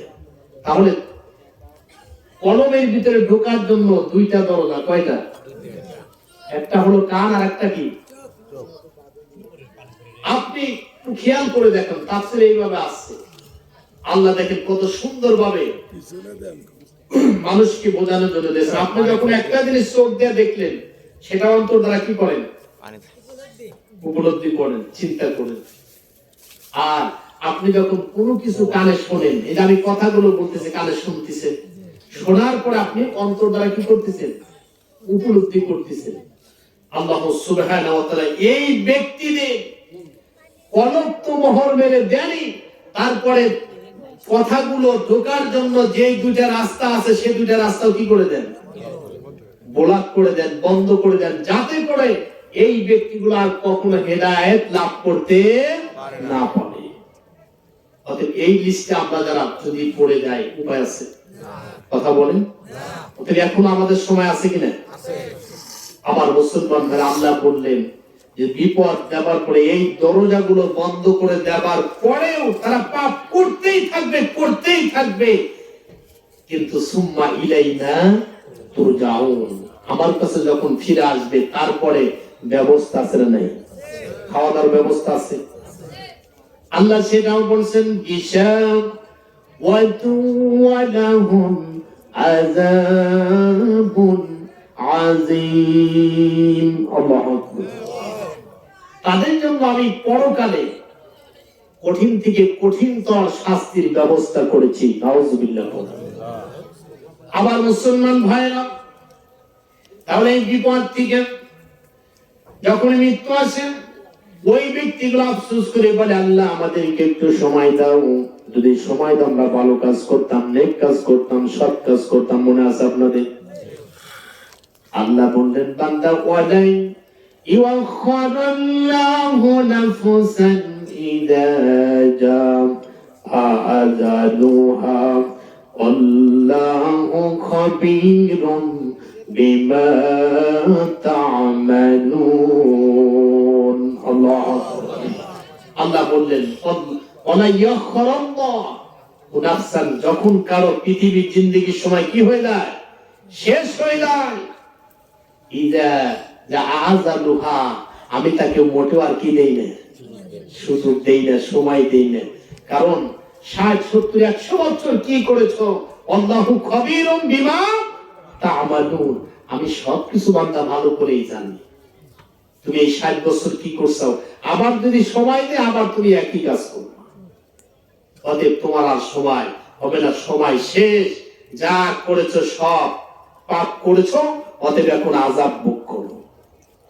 এই যে মারা যাবার পরে যেই মানুষগুলো কবরের জবাব দিতে পারে না, ওই মানুষগুলো কোথায় যায়? জাহান্নামে। কথা বলেন? ওই মানুষগুলো যায় হলো সিজ্জিনে। কোথায়? সিজ্জিন। আর যারা জবাব দিতে পারে তারা কোথায় যায়? ইল্লিন। কোথায় যায়? ইল্লিন। ইল্লিন হলো জান্নাতের পার্শ্ববর্তী এলাকা। কি বর্তী এলাকা? জান্নাতের পার্শ্ববর্তী এলাকা। সেখানে জান্নাতের কিছু আরামায়েশ, কিছু হাওয়া বাতাস আছে। সুবহানাল্লাহ পড়ে। কিন্তু জান্নাত হবে বিচারের পরে, তাই হবে না? প্রত্যেকটা মানুষকে হিসাব তো দিতেই হবে। এই কারণে মানুষগুলো জবাব দিতে পারলে জান্নাতের পার্শ্ববর্তী এলাকা তাদের রূহটাকে, আত্মাটাকে কোথায় রাখা হয়? ইল্লিনে, অর্থাৎ জান্নাতের পার্শ্ববর্তী এলাকা। সুবহানাল্লাহ পড়ে। আর যে মানুষগুলো জবাব দিতে পারে না পাপ কাজ করার কারণে, তাদের স্থান হয় কোথায়? সিজ্জিন, জাহান্নামের পার্শ্ববর্তী এলাকা। যেমন আমি সাধারণত আপনাদেরকে বলি, একজন মানুষ ধরেন মার্ডার করছে, তারপরে তাকে জেলে নেয় না, হাজতে নেওয়ার পরে তাকে কিভাবে মার্ডার করছে, কোথায় কিভাবে খুন করছে বের করার জন্য তাকে উত্তম মাধ্যম দেয় কি দেয় না? উত্তম মাধ্যম দেয় না। ওই সিজ্জিনটা হলো উত্তম মাধ্যম দেওয়ার জায়গা। তারপরে যখন আপনি জবানবন্দি যখন দিলেন, দেওয়ার পরে কোর্টে আপনি সেটা কি হবে? জেরা হবে। তারপরে প্রমাণের ভিত্তিতে আপনার কি হবে? হয় ফাঁসি হবে, যাবজ্জীবন একটা হবে। হবে কিনা? এই সিজ্জিনটা হলো আপনার ওই রকমই, আপনাকে উত্তম মাধ্যম কিছু দেওয়ার জায়গা, কিন্তু বিচার শেষে আপনার স্থান হবে কোথায়? ওই ব্যক্তি যেমন হয় ফাঁসি, যাবজ্জীবন ওই রকম আপনার শাস্তি হবে। এই সিজ্জিনে যারা জবাব দিতে পারে না তাদেরকে আল্লাহ তাআলা তাদের রূহটাকে কি করেছেন? রেখে দিয়েছেন। অতএব আমরা চাবো আমরা যেন সিজ্জিনবাসী না হই। আল্লাহ তাআলা আমাদেরকে ইল্লিনবাসী বানিয়ে দিন। সকলেই বলুন আমিন। আরো ধরে বলুন আমিন। আমার মুসলমান ভাইরা, তাহলে ওই ব্যক্তিগুলো আফসোস করে বলবে আল্লাহ আমাদেরকে সময় দাও, কিন্তু আল্লাহ সময় দিবে না, বলবে তোমাদের সময়। কিন্তু যারা ঈমানদার, আল্লাহর কথা মতো চলেছে, আইন বিধান মতো চলার চেষ্টা করেছে, তাদের সামনে যখন মৃত্যু আসে তাদেরকে ফেরেশতারা কি দেয়? সালাম দেয়। সুবহানাল্লাহ। আল্লাযীনা তাতাওয়াফাহুমুল মালাঈকাতু তাইয়্যিবিনা ইয়াকুলুনা সালামুন আলাইকুম উদখুলুল জান্নাতা বিমা কুনতুম তা'মালুন। আল্লাহ রাব্বুল আলামিন বলেন, আমার ওই বান্দাদের যাদের রূহ পবিত্র অবস্থায় বের করা হয়, তাদের সামনে যখন আমার মালাকুল মউত যায়, আমার ফেরেশতাগুলো তাতাওয়াফা আলাইকুমুল মালাইকাতু তাইয়্যিবিনা ইয়াকুলুনা সালাম, ওই ব্যক্তিদেরকে সালাম দেয়। সুবহানাল্লাহ। মালাকুল মউত এসে যদি আমার আপনার মতো গুনাহগারকে যদি সালাম দান করে, সালাম অর্থ কি? শান্তি। ওই ফেরেশতাগুলো বলে, ও পবিত্র আত্মা, চিন্তা করো না, ভয় করো না, টেনশনের কোনো কারণ নাই, তোমার উপর আল্লাহর রহমত এবং শান্তি বর্ষিত হোক। সুবহানাল্লাহ। বলতে এই অবস্থা যদি সালাম দান করে মালাকুল মউত ফেরেশতা, রূহ এমনি এমনি স্বেচ্ছায় তার কাছে চলে আসে। সুবহানাল্লাহ। আল্লাহ তারপরে বলছেন, শুধু তাই না, ইন্নাল্লাযীনা ক্বালু রাব্বুনাল্লাহু সুম্মা ইসতাকামু তাতানাজ্জালু আলাইহিমুল মালাইকাতু আল্লা তাখাফু ওয়া লা তাহজানু ওয়া আবশিরু বিল জান্নাতিল্লাতী কুনতুম তুআদুন। আল্লাহু আকবার। আল্লাযীনা তাতাওয়াফাহুমুল মালায়েকা, আল্লাহ বলেন যে যখন ফেরেশতারা আসে আবার ওই ব্যক্তিদের সামনে, তখন তারা বলে, আল্লাহ তাখাফু, ভয় করো না। সুবহানাল্লাহ পড়ো। ওয়ালা তাহজানু, চিন্তা করো না। ওয়া আবশিরু, সুসংবাদ গ্রহণ করো, বিল জান্নাতে, কিসে? সুবহানাল্লাহ বলেন। ফেরেশতাগুলো এসে বলেন, ও পবিত্র আত্মা, ও আল্লাহর মুমিন বান্দাগুলো, তোমরা ভয় করো না, চিন্তাও করো না, সুসংবাদ গ্রহণ করো জান্নাতে। যখন এই কথা বলে, তখন ওই রূহগুলো এমনি বের হয়ে যায়। সুবহানাল্লাহ। আমার মুসলমান ভাইরা, এই অবস্থা যদি প্রাণটা বের হয়ে যায়, সেটাকে ওই ফেরেশতাগুলো খুশবু দিয়ে সুন্দর করে যখন প্রথম আসমানের দরজায় নিয়ে যায়, তখন তার শরীর থেকে, তার রূহের শরীর থেকে কি বাসনা বের হয়ে থাকে। সুবহানাল্লাহ। সুঘ্রাণ বের হতে থাকে। তখন আসমানের ফেরেশতাগুলো বলে, এটা কার রূহ রে? এটা কার আত্মা যে অমুকের ছেলে অমুকের? সুবহানাল্লাহ। সেটাকে আরশে আজিমে নিয়ে যাওয়া হয়। আল্লাহ সুবহানাহু ওয়া তাআলা বলেন, এটা কার আত্মা? কার রূহ? বলল অমুকের ছেলে অমুক, দাও তাকে ইল্লিনে নিয়ে দাও। সুবহানাল্লাহ। আমার মুসলমান ভাইরা, কিন্তু এখানেই শেষ নয়। বিচারের মসনদ যখন বসবে, যখন ওয়াইদাল কুবুর বুসিরাত, কবরগুলো ফেটে ফেটে যে যেখানে যে অবস্থায় মারা গেছে, সেখান থেকে ওয়াইদাল কুবুর বুসিরাত, ইসরাফিলের সিংহায় ফুকের মাধ্যমে আমরা সবাই কি হব? একত্রিত হব, সবাই এক জায়গায় সমবেত হব। সেদিন কি অবস্থা একটু চিন্তা করে দেখুন। সারা পৃথিবীটা তামার জমিতে পরিণত হবে। কিসের জমি? মাথার আপাত উপরে সূর্য থাকবে। কিন্তু সেদিন যারা ইল্লিনবাসী হবে, তাদের স্থান হবে আল্লাহর আরশের ছায়ার নিচে। সুবহানাল্লাহ। সেই কঠিন সময়, কঠিন মুসিবতের সময় আমার আপনার রব তখন তার বিচারের মসনদে বসবে, চেয়ারে যখন তিনি বসবেন, তখন বিচার শুরু হওয়ার আগ মুহূর্তে সাইয়েদনা আদম থেকে যতগুলো নবী এই পৃথিবীতে আগমন করেছিলেন, সব নবীগুলো সেদিন থরথর করে কাঁপবে, কেউ কথা বলার সাহস পাবে না। বুখারী শরীফের লম্বা হাদিস। সব নবীদের উম্মতগুলো তাদের কাছে সাহায্য জানাবে, আমাদের জন্য একটু দোয়া করুন, এই বিপদ থেকে যেন আল্লাহ বাঁচায় দেন, আল্লাহ যেন রক্ষা করেন। সেদিন সব নবীগুলো বিভিন্ন অজুহাত দেখিয়ে তারা বলবে, আজকে আমার কি অবস্থা হয় আমি জানি, এই কঠিন সময় আমার আজকে কি অবস্থা আমি নিজেই জানি না, অতএব আমি কিছুই করতে পারবো না, আল্লাহর কাছে কোনো কিছু পেশ করতে পারবো না। সব নবীগুলোর কাছ থেকে যখন এমনি ভাবে মানুষগুলো হতাশ হয়ে ফেরত আসবে, তখন হযরত ঈসার কাছে যখন আসবে, হযরত ঈসা আলাইহিস সালাম বলবেন, একজন ব্যক্তি আছে, তিনি আর কেউ নন, তিনি কে মুহাম্মদুর রাসূলুল্লাহ। হযরত ঈসা বলবেন, একজন মানুষই আজকের এই কঠিন সময়, মুসিবতের সময়, এই বিপদের সময় একজন মানুষ আছে, রবের সাথে কথা বলার সাহস রাখে, তিনি হলো আখিরি জামানার পয়গম্বর জনাবি মুহাম্মদুর রাসূলুল্লাহ সাল্লাল্লাহু আলাইহি ওয়াসাল্লাম। তার কাছে তোমরা চলে যাও। ওই ব্যক্তি তিনিই পারেন আল্লাহর সাথে আজকে এই কঠিন সময় কথা বলার। সব মানুষগুলো যখন এমন অবস্থায় পড়ে যাবে, আবার আপনার নবীজি আরশে আজিমের ভিতরে আরশের নিচে সিজদায় পড়ে তিনি ইয়া হাবলি উম্মতি বলে কাঁদতে থাকবেন। যেই মানুষটা পৃথিবীর 63 বছর জিন্দেগিতে কখনো নিজের কথা চিন্তা করে, স্ত্রীদের কথা চিন্তা করে নাই, কলিজার টুকরা মা ফাতেমার কথা চিন্তা করে নাই, নাতিদের কথা চিন্তা করে নাই, সবসময় চিন্তা করেছে উম্মতের কথা।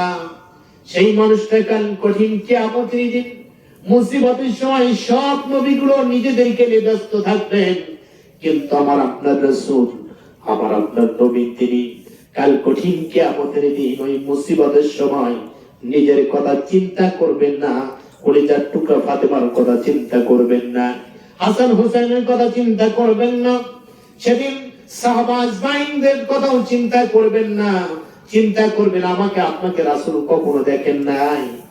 কি দেখেছে? না দেখার পরেও কত পরে 1400, এই যে 6 তারিখ আসলে 1450 বছর হবে কোরআন কারীম নাজিলের। 1450 বছর আগে একজন মানুষ পৃথিবীতে আসছিলেন, এত পরে আসলেন, কিন্তু সেই মানুষটা আমাকে আপনাকে দেখেন নাই। না দেখার পরেও সেই মানুষটা আবার আপনার জন্য আল্লাহর কাছে সুপারিশ করবে। সেদিন কান্না করবেন, ইয়া হাবলু উম্মতি বলে যখন আবার আপনার রাসূল কান্না করবেন, আল্লাহ ডাকতে বলবেন, বন্ধু পৃথিবীতে থাকাকালীন কষ্ট করেছ, কাফেররা তোমাকে বিভিন্ন ভাবে আঘাত করেছে, অত্যাচার করেছে, নির্যাতন করেছে। হে রাসূল, আজকে তো খুশির দিন, আজকে তুমি জান্নাতে চলে যাবা, আর তোমার কোনো কষ্ট নাই, কোনো দুঃখ নাই। রাসূল বলবেন, ইয়া হাবলু উম্মতি, হে আমার রব, আমি জান্নাতে ততক্ষণ পর্যন্ত যাব না যতক্ষণ পর্যন্ত না আমার একটা উম্মাহ জান্নাতে যাবে না, ততক্ষণ পর্যন্ত আমি জান্নাতে যাব না। সুবহানাল্লাহ পড়েন। রাসূল যখন এই কথা বলবেন, আবার আপনার রব বলবেন, বন্ধু মাথা উঠাও। আমরা আজকে নামাজে যখন সেজদা দান করি 1 মিনিটও হয় না, তাই না? তাই বিরক্ত হয়ে যায় যদি একটু দেরি করে, হুজুর আজকে সেজদাটা একটু দেরি হয়েছে, তাই না? বিভিন্ন কথা আছে, কিন্তু আমার আপনার রাসূল 50,000 বছর সেজদাতে থাকবেন। সুবহানাল্লাহ। চিন্তা করছেন? আবার মুসলমান ভাইরা, রাসূল সিজদাতে থাকবেন, আল্লাহ বলবেন আপনার কষ্ট হচ্ছে, আপনার কষ্ট আমার সহ্য হচ্ছে না, আপনি মাথা উঠান। আল্লাহর হাবিব বলবেন, আমার এই কষ্ট না, আমার উম্মতগুলোকে যদি জান্নাত দান করেন তাহলে আমি মুহাম্মদ রাসূলুল্লাহ মাথা উঠাতে পারি।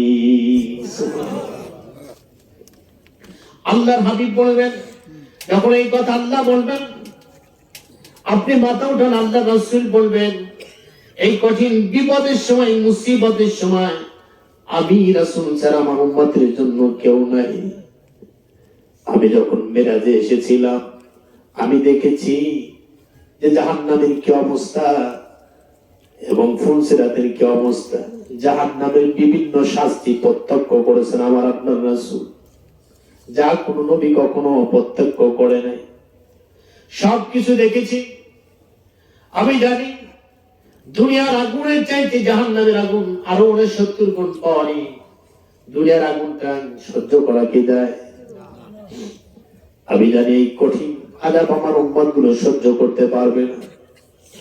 আমি সেদিনই ডিসিশন নিয়েছি যে কাল কঠিন কিয়ামতের দিন, মুসিবতের দিন আমার উম্মতগুলো যখন বিপদে পড়ে যাবে, মুসিবতে পড়ে যাবে, আমি মুহাম্মদ রাসূল ছাড়া তাদেরকে তোমার কাছে সুপারিশ করে, তোমার কাছে অনুমতি নিয়ে তাদেরকে জান্নাত দান করা আমি মুহাম্মদ রাসূল ছাড়া আর কেউ থাকবে না।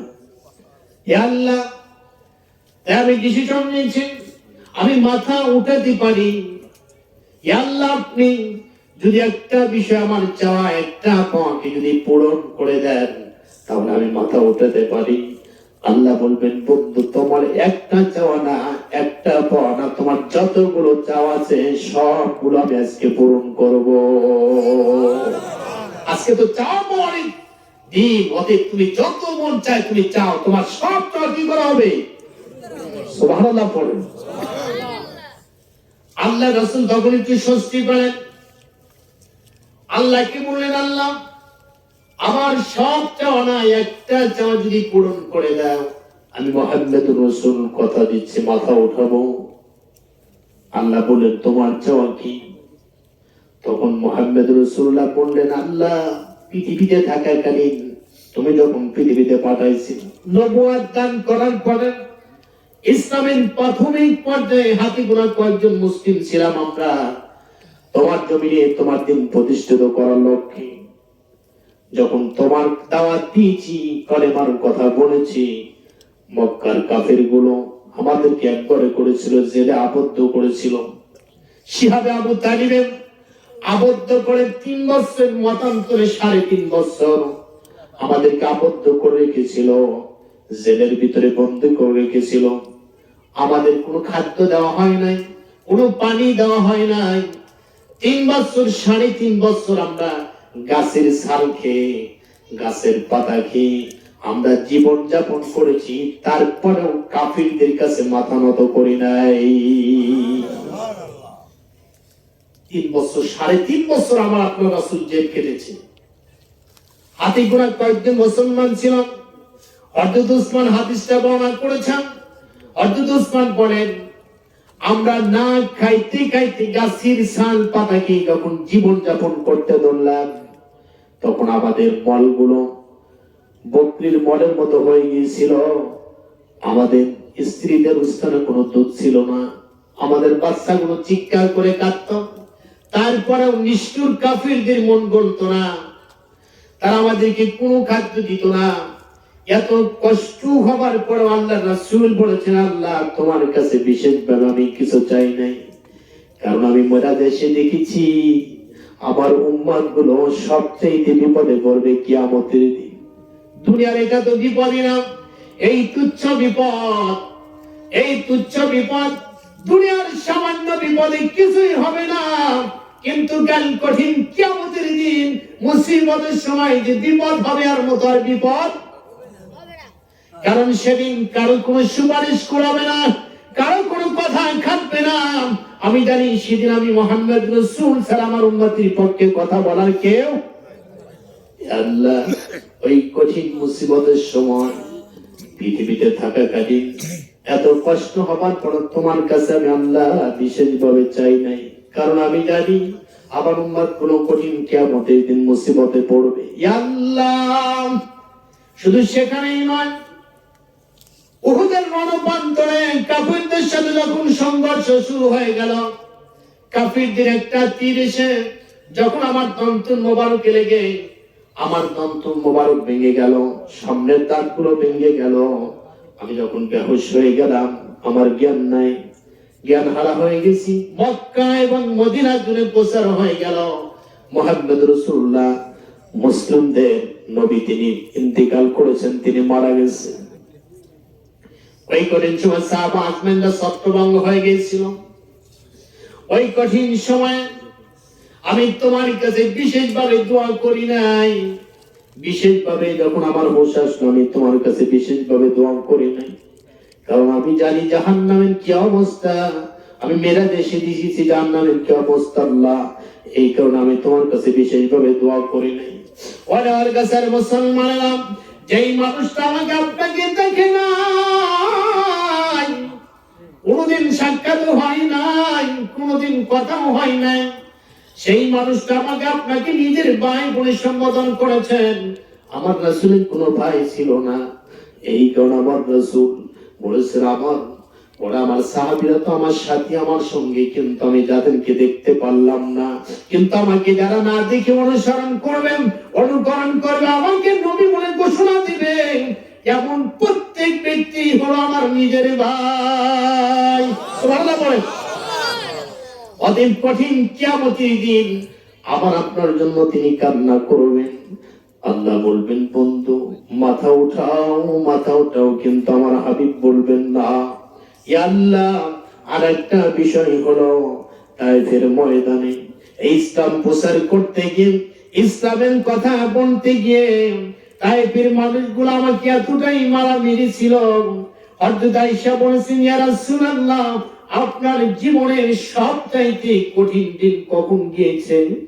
আল্লাহর নবী বললেন, আয়েশা রে, আমি জন্মের পূর্বে আমার পিতাকে হারাইছি, পিতার আদর পাই নাই। আমার পিতাকে কেমন দেখা যায় আমি মুহাম্মদ রাসূল জানি না। আমার মায়ের আদর মাত্র 6 বছর পেয়েছি। ও আয়েশা, আমার দাদার আদর তেমন পাই না। ইসলাম প্রচার করার জন্য, এই কালেমার দাওয়াত দেওয়ার জন্য নিজের পরিবারের লোকজন, নিজের মতের মানুষগুলো আমাকে যে আঘাত করেছে, অত্যাচার করেছেন, দুঃখ দিয়েছি, তাতে আমি তেমন কষ্ট পাই নাই। কিন্তু আয়েশা, আমার জীবনের সবচাইতে কঠিন দিন গিয়েছিল আমি যখন তায়েফে ইসলামের প্রচার করতে কালেমার দাওয়াত দান করেছিলাম। তায়েফের মানুষগুলো আমাকে পাগল বলে সম্বোধন করলো। তাইফের মানুষগুলো তাদের দুষ্ট ছেলেদের, তাইফের মোড়ল ব্যক্তিগুলো, তাইফের মাদ্দার শ্রেণীর লোকগুলো, নেতাগুলো, তাদের দুষ্ট চরিত্র লোকগুলো, তাদের দুষ্ট ছেলেদেরকে আমার পিছনে এড়িয়ে দিল। তারা পাথর মারত, আমার গা থেকে রক্তগুলো ফিনকি দিয়ে বের হতো, আমার শরীর মোবারক থেকে রক্ত জোরে জোরে আমার পায়ে, আমার জুতা মোবারক লেগে যেত। আমি বেহুশ হয়ে জমিনে পড়ে যেতাম। আয়েশা, যখন আমার হুঁশ ফিরে আসতো, তখন তাইফের ওই দুষ্ট ছেলেগুলো আমাকে আবার টেনে হেসতে তুলে বলতে, পাগল, হাঁটতে থাকো, আমি মুহাম্মদ রাসূল, আবার হাঁটা শুরু করতাম। এমন সময় তাইফের যুবকগুলো ওই ক্ষত বিক্ষত শরীরের ভিতরেই ওই নিষ্ঠুর ছেলেগুলো আবার আমি মুহাম্মদ রাসূলকে যখন আবার পাথর নিক্ষেপ করতো, আয়েশা রে, আমি মুহাম্মদ রাসূল আবার বেহুশ হয়ে জমিনে পড়ে যেতাম। এইভাবে বারবার তাইফের দুষ্ট ছেলেগুলো আমাকে পাথর দিয়ে আঘাত করেছে। আয়েশা, আমার হুঁশ আসার পরে আবার তারা পাথর মেরেছে। আয়েশা, আমার জীবনের সবচাইতে সেই দিন কষ্টের দিন গিয়েছিল। আয়েশা রে, তারপর আমি তাদের জন্য বড়দোয়া করি নাই, আমার রবের কাছে বলেছে, আল্লাহ, আমার দাওয়াতের ভিতরে হয়তো ত্রুটি আছে, আমি হয়তো তাদেরকে সুন্দর করে বোঝাতে পারি নাই। আল্লাহ, তাইফবাসীকে তুমি আল্লাহ গজব দান করিও না। আয়েশা, আমার জীবনের সবচাইতে কঠিন দিন গিয়েছিল তাইফে। আল্লাহ রাসূল এই কথা বলার পরে কাল কঠিন কিয়ামতের দিন আল্লাহকে বলবেন, আল্লাহ, তাইফের ময়দানে এত কষ্ট হবার পরেও আমি তোমার কাছে বিশেষ দোয়া করি নাই। খেলা খেয়ে দিন প্রসারের কাজে নিজেকে দিয়ে সব দিয়ে তাইফের কাফেরেরা কিনল না সে আলো, দুষ্ট ছেলেদের পিছু দিল রেলিয়ে। কি বলে, ঠিক না? খেলা খেয়ে দিন প্রসারের কাজে নিজেকে দিয়ে সব দিয়ে তাইফের কাফেরেরা কিনল না সে আলো, দুষ্ট ছেলেদের পিছু দিল লেলিয়ে। পাথরের আঘাতে ক্ষত বিক্ষত হয়ে সারা শরীর থেকে রক্ত ঝরে। হে রাসূল, তোমাকে ভুলি মোরা কেমন করে? হে রাসূল, তোমাকে ভুলি মোরা কেমন করে? কি বলা যাবে রাসূলকে? সবাই কি বলে যেতে পারেন, কিন্তু রাসূলকে কি বলা যাবে? আবার মুসলমান ভাইরা, আল্লাহ রাসূল বললেন, আল্লাহ, তাকে অনন্তরে এত কষ্ট হবার পরে আমি তোমার কাছে বিশেষ দোয়া করি নাই, কারণ আমি জানি আমার উম্মত গুলো কিয়ামতের দিন বিপদে পড়বে, মুসিবতে পড়বে। আমি সেদিনকার জন্য রেখে দিয়েছি। আল্লাহর হাবিব বললেন, প্রত্যেকটা নবী সাইয়েদনা আদম থেকে ঈসা পর্যন্ত প্রত্যেকটা নবী আপনার কাছে বিশেষভাবে দোয়া করেছেন, কিন্তু আমি মুহাম্মদ রাসূল আপনার কাছে দোয়া করি, কারণ আমি জানি আমার গুনাহগার উম্মত গুলো মুসিবতে পড়বে। আল্লাহ রাসূল কয়েকটা উদাহরণ দিবে, কয়েকটা নবী। তো জিকির করি লা ইলাহা ইল্লাল্লাহ,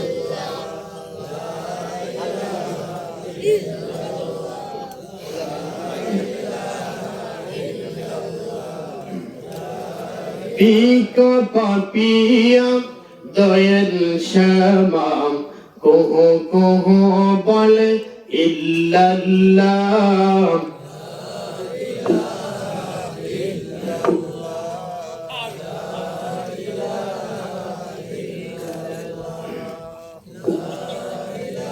সাগরে রয় উর্মি মালা সাগরে রয় উর্মি মালা ওই নামেতে হয় উতালা লা ইলাহা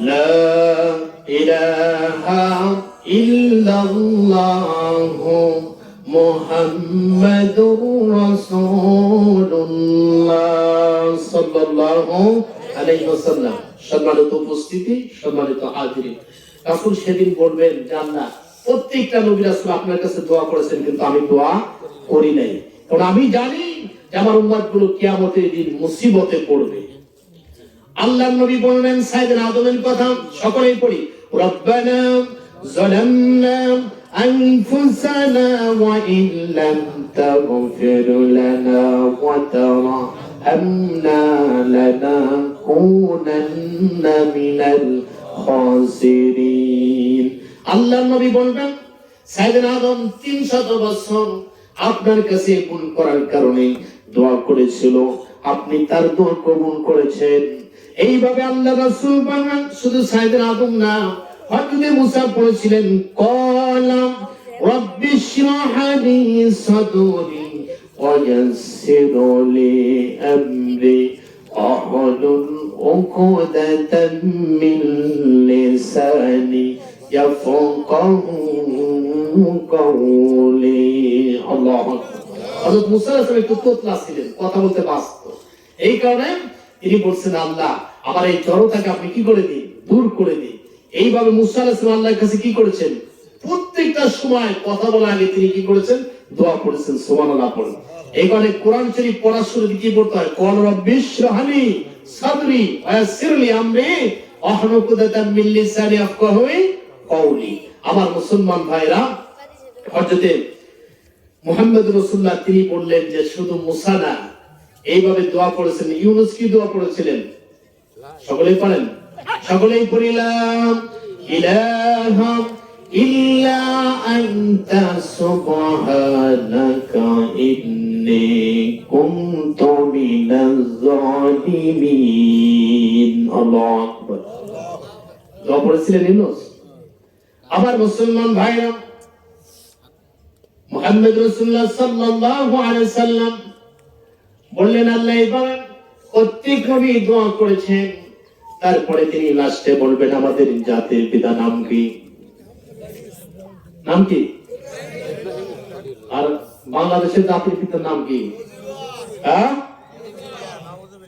নাউযুবিল্লাহ বলেন আমি একটা ঘটনা আপনাদের দিচ্ছি আমার নিজের চাচাতো ভাই তাকে বিবাহ করার জন্য নিয়ে যাওয়া হয়েছে তো ওই মেয়েকে জিজ্ঞাসা করেছে বলো তো মা আমার চাচা প্রশ্ন করছে যে মুসলিম জাতির বিরুদ্ধে এইভাবে বলছে তিনি বলতেছে বঙ্গবন্ধু শেখ মুজিবুর নাউযুবিল্লাহ দেখেন শিক্ষা কারণ আল্লাহ রাসূল বলেন যে তলাবুল ইলমি ফারিদাতুন আলা কুল্লি মুসলিম প্রত্যেকটা মুসলমান নারী এবং পুরুষের উপর জ্ঞান অর্জন করা কি জ্ঞান অর্জন করা কি নামাজ পড়া যেমন ফরজ রোজা রাখা যেমন ফরজ এই প্রত্যেকটা মুসলমান নারী এবং পুরুষের উপর জ্ঞান অর্জন করাও কি কিন্তু আমরা কি সেটা করি আল্লাহ কোরআন নাজিলের প্রথমে কি বলছেন ইকরা প্রথম আয়াতটা কি ইকরা কি করো পড়ো আমি আপনি যেই বিষয় হোক যদি সেই বিষয়টা সম্পর্কে না জানি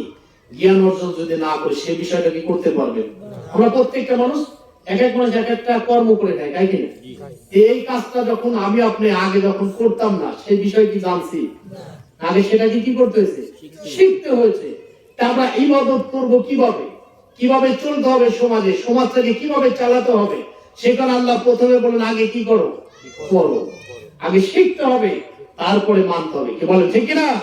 কিন্তু আমরা শিখি না, জানি না, আজাইরা বন্ধুরা বসে থাকি। আছে না নাই? কোরআন থেকে কথা বলার পরে অনেক মানুষ আছে চুলকানি আলা, তাদের চুলকে আছে না নাই? কারণ তারা কিছুই জানে না, কিছুই জানে না। যদি জানতো, যদি পড়তো এই কোরআন, আল্লাহি আল্লাহর কসম করে বলছি, একটা মানুষও কি করতো না? বিরোধিতা করতো না। হাতে গোনা কয়েকজন বিরোধিতা করতো, তাদের ওই আমি বলছি না, খতামাল্লাহু আলা কুলুবিহিম, যারা বিরোধিতা করে আমি মনে করি তারা হলো সেই শ্রেণীর লোক। কি বলেন ঠিক না?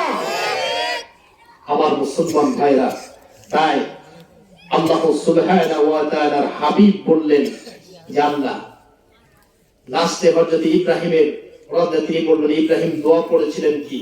ওয়া ইয ইয়ারফাউ ইব্রাহিমুল কওয়াইদা মিনাল বাইতি ওয়া ইসমাঈল রব্বানা তাকাব্বাল মিন্না ইন্নাকা আনতাস সামিউল আলীম ওয়া তুব আলাইনা ইন্নাকা আনতাত তাওয়াবুর রহিম রব্বানা ওয়াজআলনা মুসলিমাইন লাকা ওয়া মিন যুররিয়্যাতিনা উম্মাতান মুসলিমাতান লাক ওয়া আরিনা মানাসিকানা ওয়া তুব আলাইনা ইন্নাকা আনতাত তাওয়াবুর রহিম। আল্লাহু আকবার। এইভাবে আমার আপনার নবী উদাহরণ দান করবেন যে প্রত্যেক নবী আপনার কাছে দোয়া পড়েছে, কিন্তু আমি মুহাম্মদ রাসূল দুনিয়াতে থাকাকালীন বিভিন্ন বিপদে পড়েছি, মুসিবতে পড়েছি। আল্লাহ, এত মুসিবতে পড়ার পরেও আপনার কাছে দোয়া পড়ি নাই, কারণ আমি জানি আমার গুনাহগার উম্মত গুলো কিয়ামতের দিন মুসিবত আছে না নাই?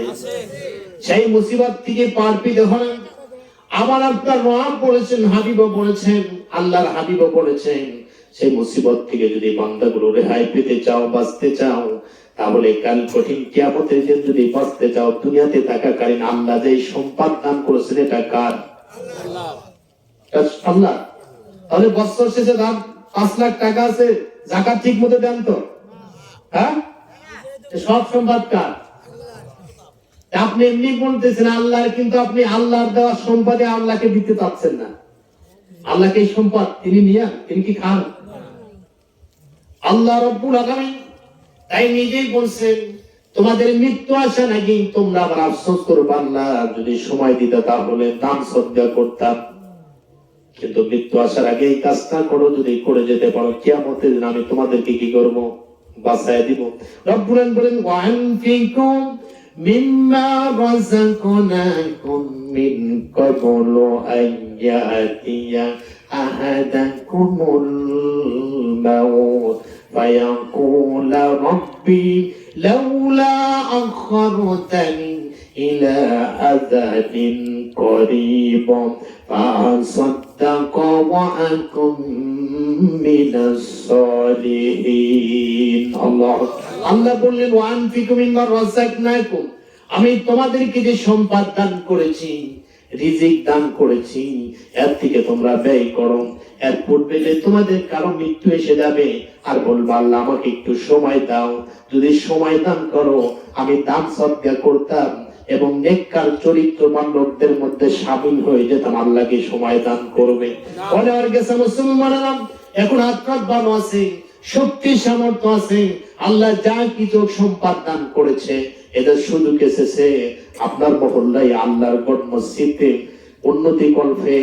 যদি আজকে আল্লাহর ঘর মসজিদে যা কিছু দান করবেন, আপনার মৃত্যুর পূর্বে যে দানটা আপনি আল্লাহর রাস্তায় দান করে যাবেন, কাল কঠিন কিয়ামতের দিন এই দানটাকে আল্লাহ তাআলা পাহাড় পরিমাণ বানিয়ে দিবেন। কি দিবেন কিনা?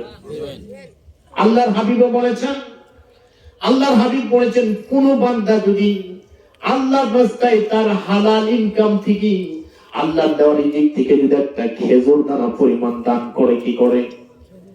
খেজুর দানা পরিমাণ সাদাকা যদি আল্লাহর রাস্তায় কোন ব্যক্তি করে, আল্লাহ তাআলা বান্দার সেই দানটাকে তার কুদরতি ডান হাত দিয়ে গ্রহণ করে। কোন হাতটা গ্রহণ করে? আমরা সাধারণ তারি ডান হাতটা কি ভালো আর বাম হাতটা খারাপ। আল্লাহ নিজেও বলছেন আমি আমার কুদরতি ডান হাত দিয়ে বান্দার সেই দানটাকে আমি আল্লাহ তাআলা গ্রহণ করি, আমি আল্লাহ তাআলা নিজে নিয়ে নেই।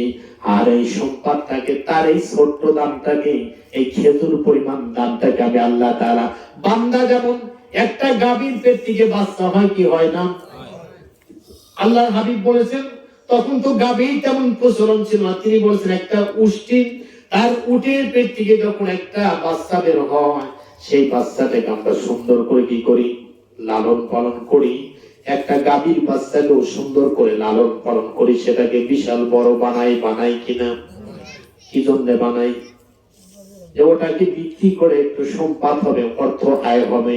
আল্লাহ রাব্বুল আলামিন বলেছেন বান্দা যেমন তার সেই গাভীর বাচ্চাটাকে তিল তিল করে বান্দা যখন বড় বানায়, বিশাল বানায়, সেটা বাজারে নিয়ে বিক্রি করে অর্থ লাভ করে, আমি আল্লাহ তাআলা বান্দার এই ছোট্ট খেজুর পরিমাণ দামটাকে ওই বান্দার বাছুরের মতো ওই তিল তিল করে আমি আল্লাহ তাআলা বান্দা যেমন তার সেই গাভীর বাছুরটাকে বড় বানায়, আমি আল্লাহ তাআলা বান্দার এই ছোট্ট খেজুর পরিমাণ দামটাকে তিল তিল করে বড় বানিয়ে পাহাড় পরিমাণ বানিয়ে দে।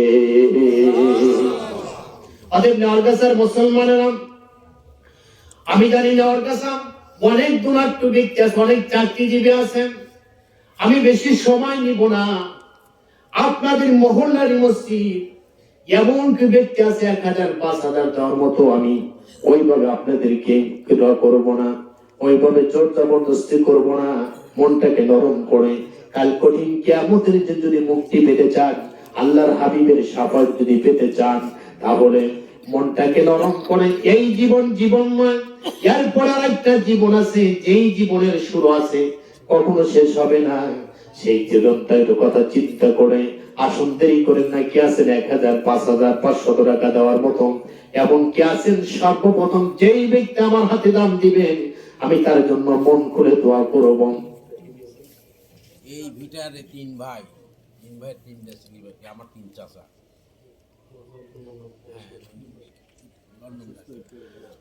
লিল্লাহে তাকবীর।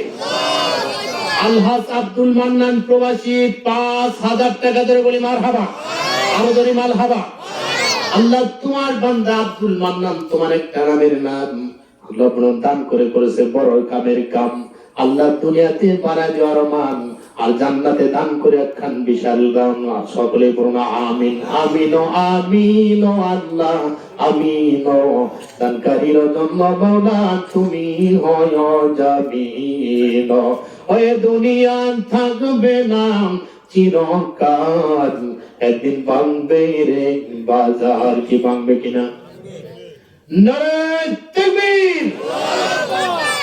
ফারদিন মন্ডল নেওয়ারগাছা 500 টাকা ধরে বলি মারহাবা, আরো ধরে বলি মারহাবা।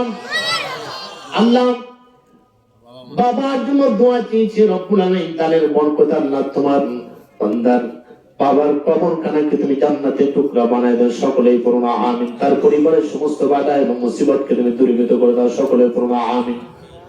লিল্লাহে তাকবীর। জনাব প্রবুল মন্ডল নেওয়ারগাছা 2100 টাকা ধরে বলি মারহাবা, আরো ধরে বলি মারহাবা। আল্লাহ তোমার বান্দার নেওয়ারগাছা বানি আমি গুনাহগার দোয়া না কইরা মারহাবা, আরো ধরে বলি মারহাবা। আল্লাহ তোমার বান্দার সাবেক কমিশনার রব্বুল আলামিন, আমি যখন এই উল্লাপাড়ায় আসি সর্বপ্রথম তার বাসাতে উঠেছিলাম। রব্বুল আলামিন তারা স্বামী স্ত্রী দুজন অসুস্থ, রব্বুল আলামিন তাদের বরকতে আল্লাহ তাদেরকে সুস্থতা দান করো, শেফায়ে আজেলা কামেলা দান করো। সকলেই পড়ুন আমিন। রব্বুল আলামিন তার মা এবং বাবা চির জনমের মধ্যে কবরে ধরা পড়েছে, আল্লাহ তাদের কবরগুলো আপনি জান্নাতের টুকরা বানায় দিন। তার সংসারের সমস্ত বাধা মুসিবত আপনি দূরীভূত করে দিন। সকলেই পড়ুন আমিন। নারে তাকবীর। মুসাম্মাত মৌ খাতুন 500 টাকা ধরে বলি মারহাবা, আরো ধরে বলি মারহাবা। আল্লাহ তোমার বান্দি 500 টাকা দান করেছে, আল্লাহ তার দানকে কবুল করো, কবুল করো, কবুল করো। মদের কামনা কানাই কাবানা দেখায় দানকারীকে মৃত্যু দিও না। সকলে পড়ুন আমিন। লিল্লাহে তাকবীর। জনাব ইদ্রিস আলী 700 টাকা ধরে বলি মারহাবা, আরো ধরে বলি মারহাবা। আল্লাহ তোমার বান্দা ইদ্রিস আলী আল্লাহ 700 টাকা দান করেছে, রব্বুল আলামিন দোয়া চেয়েছে, রব্বুল আলামিন তার সমস্ত বাধা মুসিবত দূর করে দাও, তার চাওয়া পাওয়াকে পূরণ করে দাও, সকলে পূরণ আমিন। ও এ দুনিয়া থাকবে না চিরকাল, একদিন ভাঙবে রে বাজার। ও জানে তুমি আপন ভাবছো, ও জানে তুমি আপন ভাবছো, ও তারা সবাই পর। ও কোনবা সুখে কোনবা দেশে এই নেওয়ার গাছাই বামসো দালান ঘর। ও কোনবা সুখে কোনবা দেশে এই নেওয়ার গাছা বামসো দালান ঘর। কে দালান ঘর থাকবে? দালান কোটা ঠিকই কিছুদিন থাকবে, কিন্তু আমি আপনি থাকবো না। ওই নেওয়ার গাছার কবরস্থানের শেষ নিবাস হবে। মমিন দোকানদার। লিল্লাহে তাকবীর। জনাব আব্দুল মমিন দোকানদার 1000 টাকা ধরে বলি মারহাবা। আল্লাহ মা বাবার জন্য দোয়া চেয়েছে, রব্বুল আলামিন দুজনেই মৃত্যুবরণ করেছে, আল্লাহ কবরে ধরা পড়েছে। আল্লাহ আব্দুল মমিনের পিতামাতার কবরখানা তুমি জান্নাতের টুকরা বানায় দাও, সকলে পড়ুন আমিন। লিল্লাহে তাকবীর। পল্লী বিদ্যুতের লাইনম্যান সকলে না, পল্লী বিদ্যুতের লাইনম্যানগণ 3500 টাকা ধরে বলি মারহাবা। রব্বুল আলামিন কয়েকজন মিলাম 3500 টাকা দান করে রব্বুল আলামিন দোয়া চেয়েছে তোমার ঘরকে নির্মাণের জন্য। রব্বুল আলামিন তাদের দানকে তুমি কবুল করো, কবুল করো, কবুল করো। মদের কামনা খানায় কামনা দেখে দানকারীকে মৃত্যু দিও না। লিল্লাহে তাকবীর। জনাব উকিল মান্নান আজকের জলসার সহ সভাপতি। দোয়া করুন, আপনাদের মনে আছে? মনে আছে না? দানের ইয়েতে আপনারা ভুলে গেছেন। আমার মুসলমান ভাইরা, আল্লাহ সুবহানাহু ওয়া তাআলার হাবিব বললেন, আল্লাহ সব নবীগুলোর কথা বলার পরে আল্লাহ বললেন, বন্ধু এখন মাথা উঠাও। তখন আল্লাহ তাআলা এই কথা বলবেন, আল্লাহর হাবিব বলবেন মাথা ওঠাও, কিন্তু আমার দোয়াটা কি সেটা আগে শোনো। যদি কবুল করো তাহলে আমি মাথা উঠাবো। লিল্লাহে তাকবীর। জনাব রাজীব 20000 টাকা ধরে বলি মারহাবা। আরো ধরে বলি মারহাবা। আল্লাহ তোমার ঘরকে ভালোবেসে 20000 টাকা করছেন, আল্লাহ বাড়ায় দিও মান, কখনো কোনো সম্মান। আল্লাহ দানের বরকতে আল্লাহ তার সমস্ত বাধা মুসিবত দূর করে দাও। আল্লাহ তার পরিবার থেকে যতগুলো মানুষ কবরে ধরা পড়েছে, আল্লাহ তাদের কবরগুলো তুমি জান্নাতের টুকরা বানায় দাও, সকলে করুন আমিন। আবার মুসলমান ভাইরা, আবার আপনার হাবিব বললেন, আল্লাহ আমার বিশেষ দোয়া, ছোট্ট একটা দোয়া। আল্লাহ বললেন কি দোয়া, দেরি করো না। আল্লাহর হাবিব বললেন সেই দোয়াটা হলো আমার এমন একজন উম্মত। লিল্লাহে তাকবীর। জনাব খোকন মন্ডল 1 বস্তা সিমেন্ট ধরে বলি মারহাবা। আল্লাহ তোমার বান্দা অসুস্থ, আল্লাহ দানের বরকত, আল্লাহ তোমার বান্দাকে সুস্থতা দান করো, আপনার শিফা আজনা কামিলা দান করো, সকলে পড়ুন আমিন। আমিন আমিন আল্লাহ আমিন। দানকারীর জন্য মাওলা তুমি হও জামিন। আমার মুসলমান ভাইরা, আল্লাহর হাবিব বলেন আমার দোয়াটা হলো আমার উম্মতের ভিতরে দিতে চাই, সমস্যা নেই। এমন একজন ব্যক্তি যারা জীবনে পড়েছে লা ইলাহা ইল্লাল্লাহ মুহাম্মাদুর রাসূলুল্লাহ সাল্লাল্লাহু। আল্লাহ রাসূল বলেন যে যারা একবার পড়েছে লা ইলাহা ইল্লাল্লাহ মুহাম্মাদুর রাসূলুল্লাহ, আল্লাহর প্রতি এবং আমি রাসূলের প্রতি বিশ্বাস স্থাপন করেছিল, এমন একজন ব্যক্তি যে পর্যন্ত আপনি জান্নাতে দিবেন না আমি ততক্ষণ পর্যন্ত মাথা উঠাবো না। সুবহানাল্লাহ পড়ুন। কিন্তু কালেমা তো আমরা অনেকজনই পড়ি, কিন্তু কালেমার যে মানদণ্ড, এর যে বিষয়বস্তু, এর যে অর্থ আমরা কি মানি? আল্লাহ বললেন বন্ধু এমন ব্যক্তি নয়, অনেক মানুষ আছে কালিমা পড়েছে, নিজেকে মুসলমান দাবি করে, কিন্তু ইসলামের পুঙ্খানুপুঙ্খানু সবগুলো নিয়ম কানুন কিন্তু মানে না। কি মানে কি? আল্লাহ বললেন বন্ধু আপনার যে তাকে মনে হবে আপনার উম্মত, তাকে ধরে ডানা ধরে আপনি জান্নাতে দিতে পারবেন। সুবহানাল্লাহ পড়ুন। এই সুযোগটা কার থাকবে? কিন্তু ডানা ধরে জান্নাত আল্লাহ রাসূল দিবে, আমাকে আপনাকে উম্মত বলে তো মনে হতে হবে। কিন্তু সারা জীবন রাসূলের বিরোধী কাজ করেছি, উম্মত হিসেবে কি চিনবে? এই কারণে রাসূল যখন মেরাজে গিয়েছিল, ছোট্ট একটা হাদিস শোনেন, আল্লাহর চেয়ারের মসনদে তিনি বসে থাকবেন, আর আল্লাহর ডান পাশে 300টা চেয়ারের ব্যবস্থা আল্লাহ করে রেখেছেন। সুবহানাল্লাহ। বাম পাশে একটা, ডান ভালো না বাম ভালো? ডান ভালো। হ্যাঁ, ডান ভালো। আল্লাহর হাবিব বলবেন, মেরাজে গিয়ে তিনি বললেন, আল্লাহ আপনার ডান পাশে 300টা চেয়ার কাদের জন্য রাখছেন? আল্লাহ বললেন, আমার বিশেষ বিশেষ নবী রাসূলদের জন্য রাখছি। আমরা যখন এই আজকের অনুষ্ঠান, বিশেষ ব্যক্তির জন্য চেয়ার থাকে, আর আশেপাশে বিশেষ অতিথি, বিশেষ মেহমান তো থাকে কিনা? আল্লাহ তো সবার বড় মেহমান সেদিন, আর তার ডান পাশে 300 জন বিশেষ বিশেষ নবী রাসূলদের জন্য তিনি চেয়ারের ব্যবস্থা করবেন, আর বাম পাশে একটা চেয়ার। আল্লাহর হাবিব বলবেন, আল্লাহ এই চেয়ারটা আপনি কার জন্য রাখছেন? আল্লাহ বলবেন, এই চেয়ারটা রাখছিলেন আপনার জন্য। আল্লাহ রাসূলের মনটা একটু বেজার। ডান পাশে কি? আল্লাহ ডান পাশে কি? জান্নাত। ডান পাশে আর বাম পাশে কি? আল্লাহ রাসূল বলেন বাম পাশে জাহান্নাম, আর আপনি আমাকে বাম পাশে দিলেন। আল্লাহ বললেন, বন্ধু আমি যা জানি তুমি তা জানো না। আল্লাহর হাবিব বললেন, এর মহত্ব কি? আল্লাহ বললেন, বন্ধু এই যে সব নবীগুলো, এই ডান পাশে বিশেষ নবীগুলো থাকবে, বিচারের মসনদ হবে, আমি বিচার নিব। বিচার নেবার পরে যে মানুষগুলো জাহান্নামে যাবে আপনার পাশ দিয়ে যাবে। আপনার যদি মনে হয় এই মানুষটা আপনার উম্মত, তাহলে তার ডানাটা ধরে ঘুরিয়ে দিয়ে আপনি জান্নাতের দিকে দিবে। সুবহানাল্লাহ বলেন।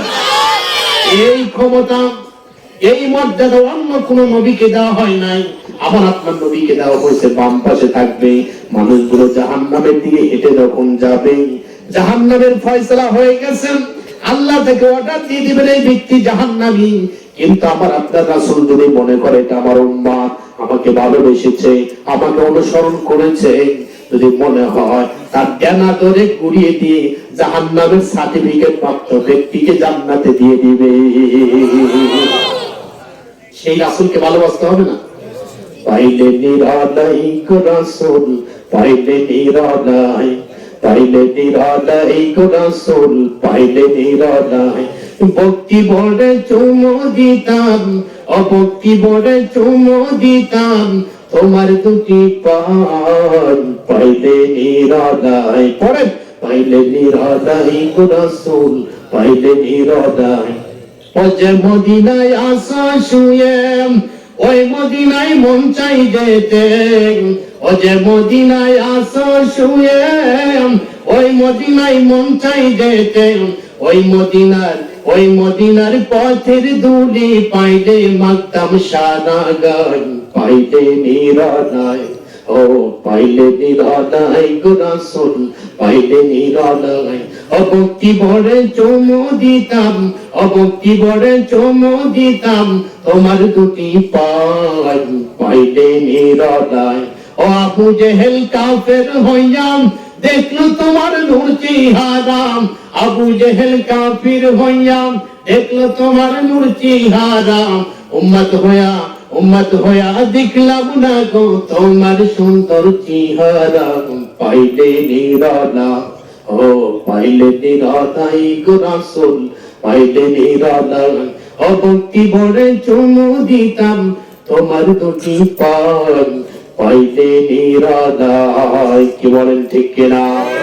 আবার মুসলমান ভাইরা, তাহলে সবার চাইতে ভালোবাসতে হবে কাকে? মুহাম্মদুর রাসূলুল্লাহ সাল্লাল্লাহু আলাইহি ওয়াসাল্লাম। তাহলে সেদিন বিচারের মসনদ হবে, হবে কি হবে না? সবারই বিচার হবে। সবাই একটু বসেন, এখনই দোয়া হবে। আগে বসে একটু